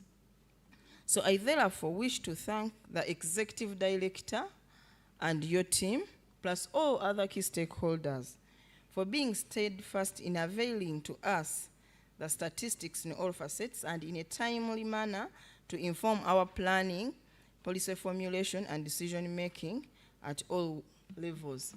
And in fact, colleagues here, even the Ministry of Finance takes statistics as very critical, and it is always amongst the key areas which are normally protected even when they are cuts, because we consider evidence-based decision making very critical. So, over the years, WUBOS has done an excellent job by giving us a report card of what our situation look like using factual evidence. The latest here is now the key findings from the National Governance, Peace and Security Survey of 24-25. And this is very good findings, because as we move even in the direction, you can see that people are still happy, peaceful, and all things moving on well. So we should be happy for our country. We've been informed that this is the third National Governance, Peace and Security Survey for a series to be carried out. The previous ones were in 2014 and 2017. And this consistency, despite the delay which was noted earlier, underlines government's commitment towards investing in data-driven policies and solutions to ensure that every Ugandan citizen enjoys privilege of making factual decisions based on evidence. I wish to add my voice to thank development partners, mainly the UN Women, if there is still a representative, for co-funding this study. And as the Master of Ceremonies said, even other institutions, we call upon you, we can collaborate. We've collaborated in a number of studies for the good of our country to inform evidence decision making, like even the baseline education census is ongoing, so even more are invited. From the key findings, we have all been reminded of how governance, peace and security statistics are primary to advancing Uganda development goals. They support our national frameworks, including the NDP, the Africa Agenda 2063, and the 2030 Agenda for Sustainable Development. So this study is very critical, and we should ensure that we continue with our aspiration of promoting peace and inclusivity in societies for better development. The significance of the key findings from this study therefore go beyond numbers to shape our policies and guide our actions, strengthen our resolve in managing public affairs. The data contained herein will enhance our ability to monitor progress, formulate informed decisions, and allocate resources effectively. The survey findings serve as a vital tool in promoting equity, transparency, social justice, and human rights at every level of governance. Colleagues, having carefully listened to the numbers from the report, we should be proud of the strides which we've made as a country in observing human rights and preserving sustainable peace for all Ugandans. As the Ministry of Finance, who are in charge of the national basket, we now urge all of you that together as a nation, we should transform this abundant peace into economic prosperity by transforming ourselves into the money economy. As you know, we are now aiming at growing our economy tenfold to USD 500 billion by 2040. So given that we are in a peaceful environment, let's use this opportunity also to transform economically such that we achieve our goal. This is a key target for government going forward, so we should all work on it, because not only one institution can handle it, it's only that Ministry of Finance is spearheading it. We have all heard, for instance, that 89% of the households have a good understanding of basic human rights that should be enjoyed, and similarly 93% of the households have trust in national justices. So this is very good, because once there is trust, it means there will always be peace and security. And you have seen that also government has established a number of alternative dispute resolution mechanisms, still as an indication of continued commitment to this area. The government's resolve on creating sustainable peace is mirrored in the factual assertion that 82% of the households trust government's ability to protect them and their property, an increase from the 72% in 2017. All these indicators point to a safe country where everyone is confident of their security and equal chance to enjoy their human rights without a bias of favor or segregation.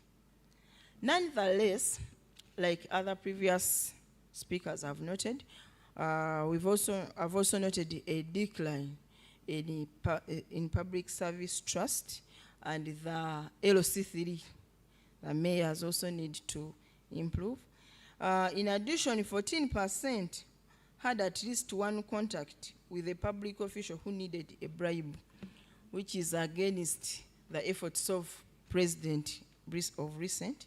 So this is an eye-opener to all of us. As you know, as the ED highlighted, sometimes it is some of the elites who also probe these public officials by offering them bribes, but also at the same time on part of government, it is an eye-opener which is going to be given priority going forward, and already there are a number of reforms within even the public service itself, including introducing performance contracts even for those who are on permanent and pensionable basis. So all that is aimed at improving service delivery. So the government has prioritized the fight against corruption, and this can be seen from the many institutions that have been put in place and facilitated to deal with this vice. As you already seen them, there are very many. I want to repeat them. So we expect that with all these reforms and innovations, and with efforts from you, because corruption starts from us, so if we can handle this as a combined effort, we should be able to bring it down. Let me urge all of us, therefore, that as we receive these key statistical findings, to reaffirm our collective commitment to harnessing these insights for a brighter future of all Ugandans. Therefore, let us work together to ensure that governance is not merely an abstract concept, but a lived reality for every citizen. By now, it is not in dispute that the government of Uganda appreciates the importance of investing in its people and ensuring that they live prosperous and productive lives. That's why, for instance, we continue to support the National Governance, Peace and Security Survey and a number of other surveys to keep track of the performance of government initiatives necessary to achieve good governance and sustainable development. Sorry.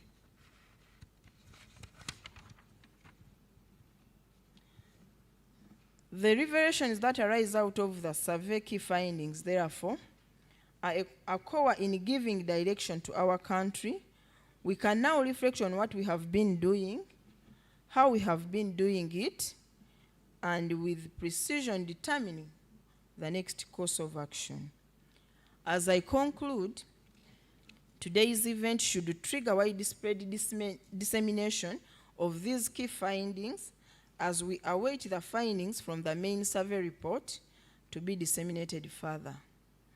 at national and subnational levels to ignite all leaders and citizens to direct our focus towards supporting the government and its programs to maximize on the benefits and bridge the gaps where necessary in order to improve quality of governance for all the nearly 46 million Ugandans. With those few remarks, I now declare the key findings of the National Governance, Peace and Security Survey report officially received by government, and you can all go and spread that gospel of where we have improved and where we have not done well. The key stakeholders, please let's start from here to implement for God and my country.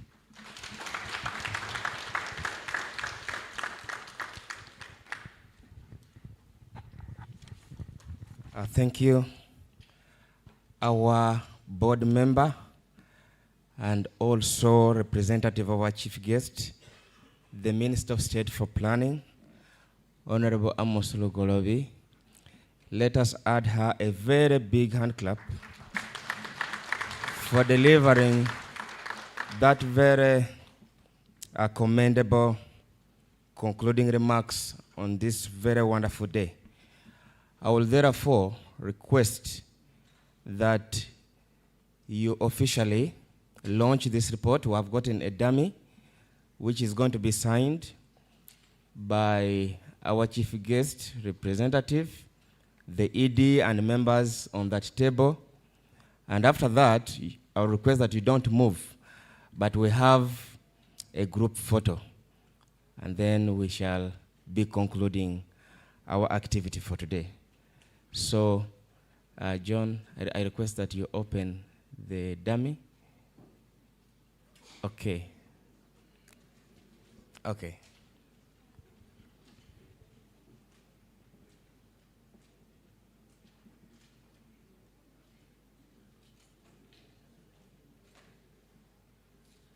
So we are going to officially cut the tape, and that will be marking an official launch for this survey. So our dear guest of honor,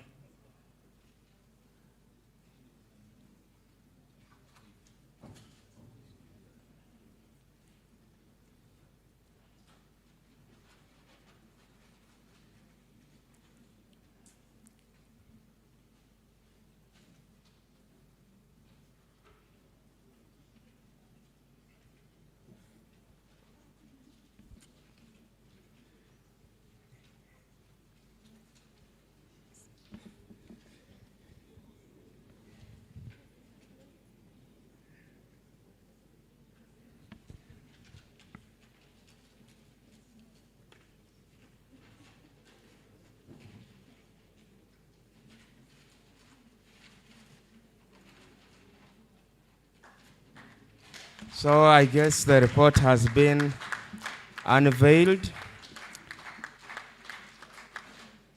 and the signing process is going to start.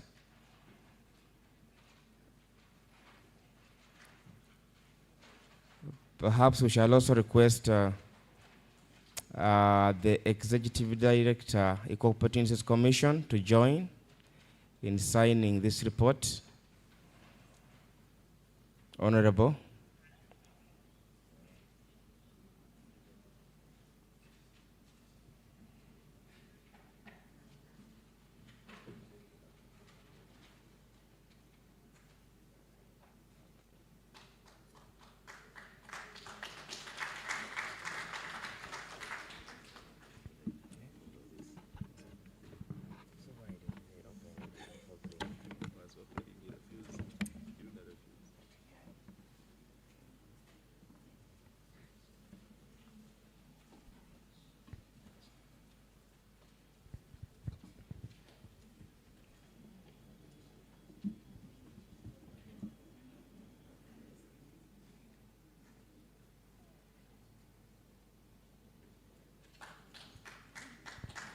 Thank you.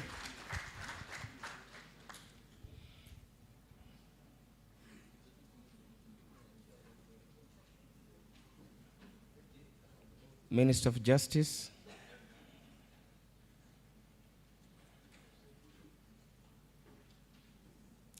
Prime Minister's office, please join.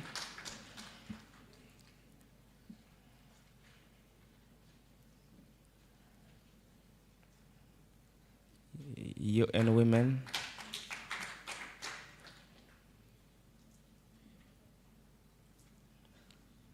That is EAC signing on the report.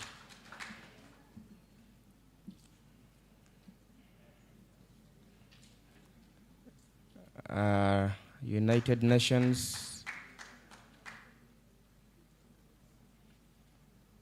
So if we are done with the signing, I would request that our ED and the Chief Statistician append his signature. I expected even a bigger clap than that. DED.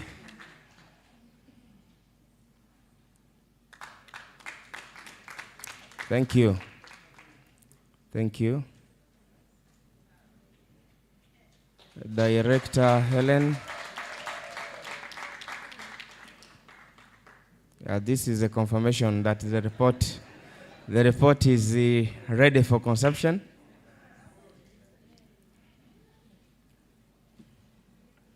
Our Director Legal and Board Affairs, thank you. So I think we can now, let's have the dummy and let's have our position here for an official group photograph. Here, this side. Don't move it very far. We need some part of it to be captured.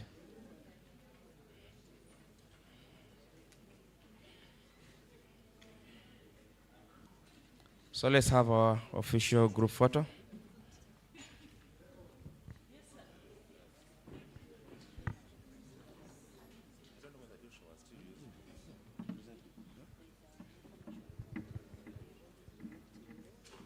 ESC, hey. Please join the photo.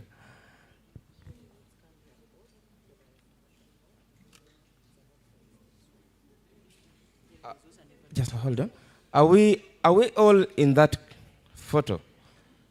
We would have some people up and others stand down. But if the camera people are okay, then it's fine. Well, yes? Is it okay? I would request that some people come here.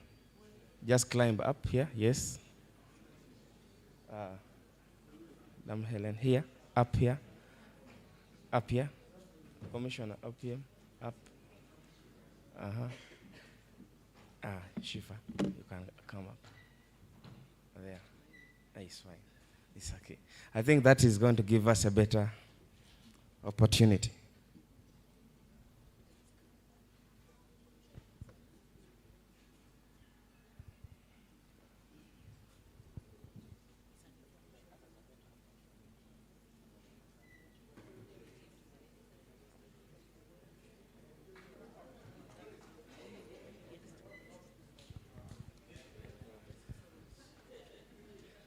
So, as we take the group photo, I would like to encourage members of the audience to scan. We have put up a scan information note on the screen, and I request that you are able to access more information from that note.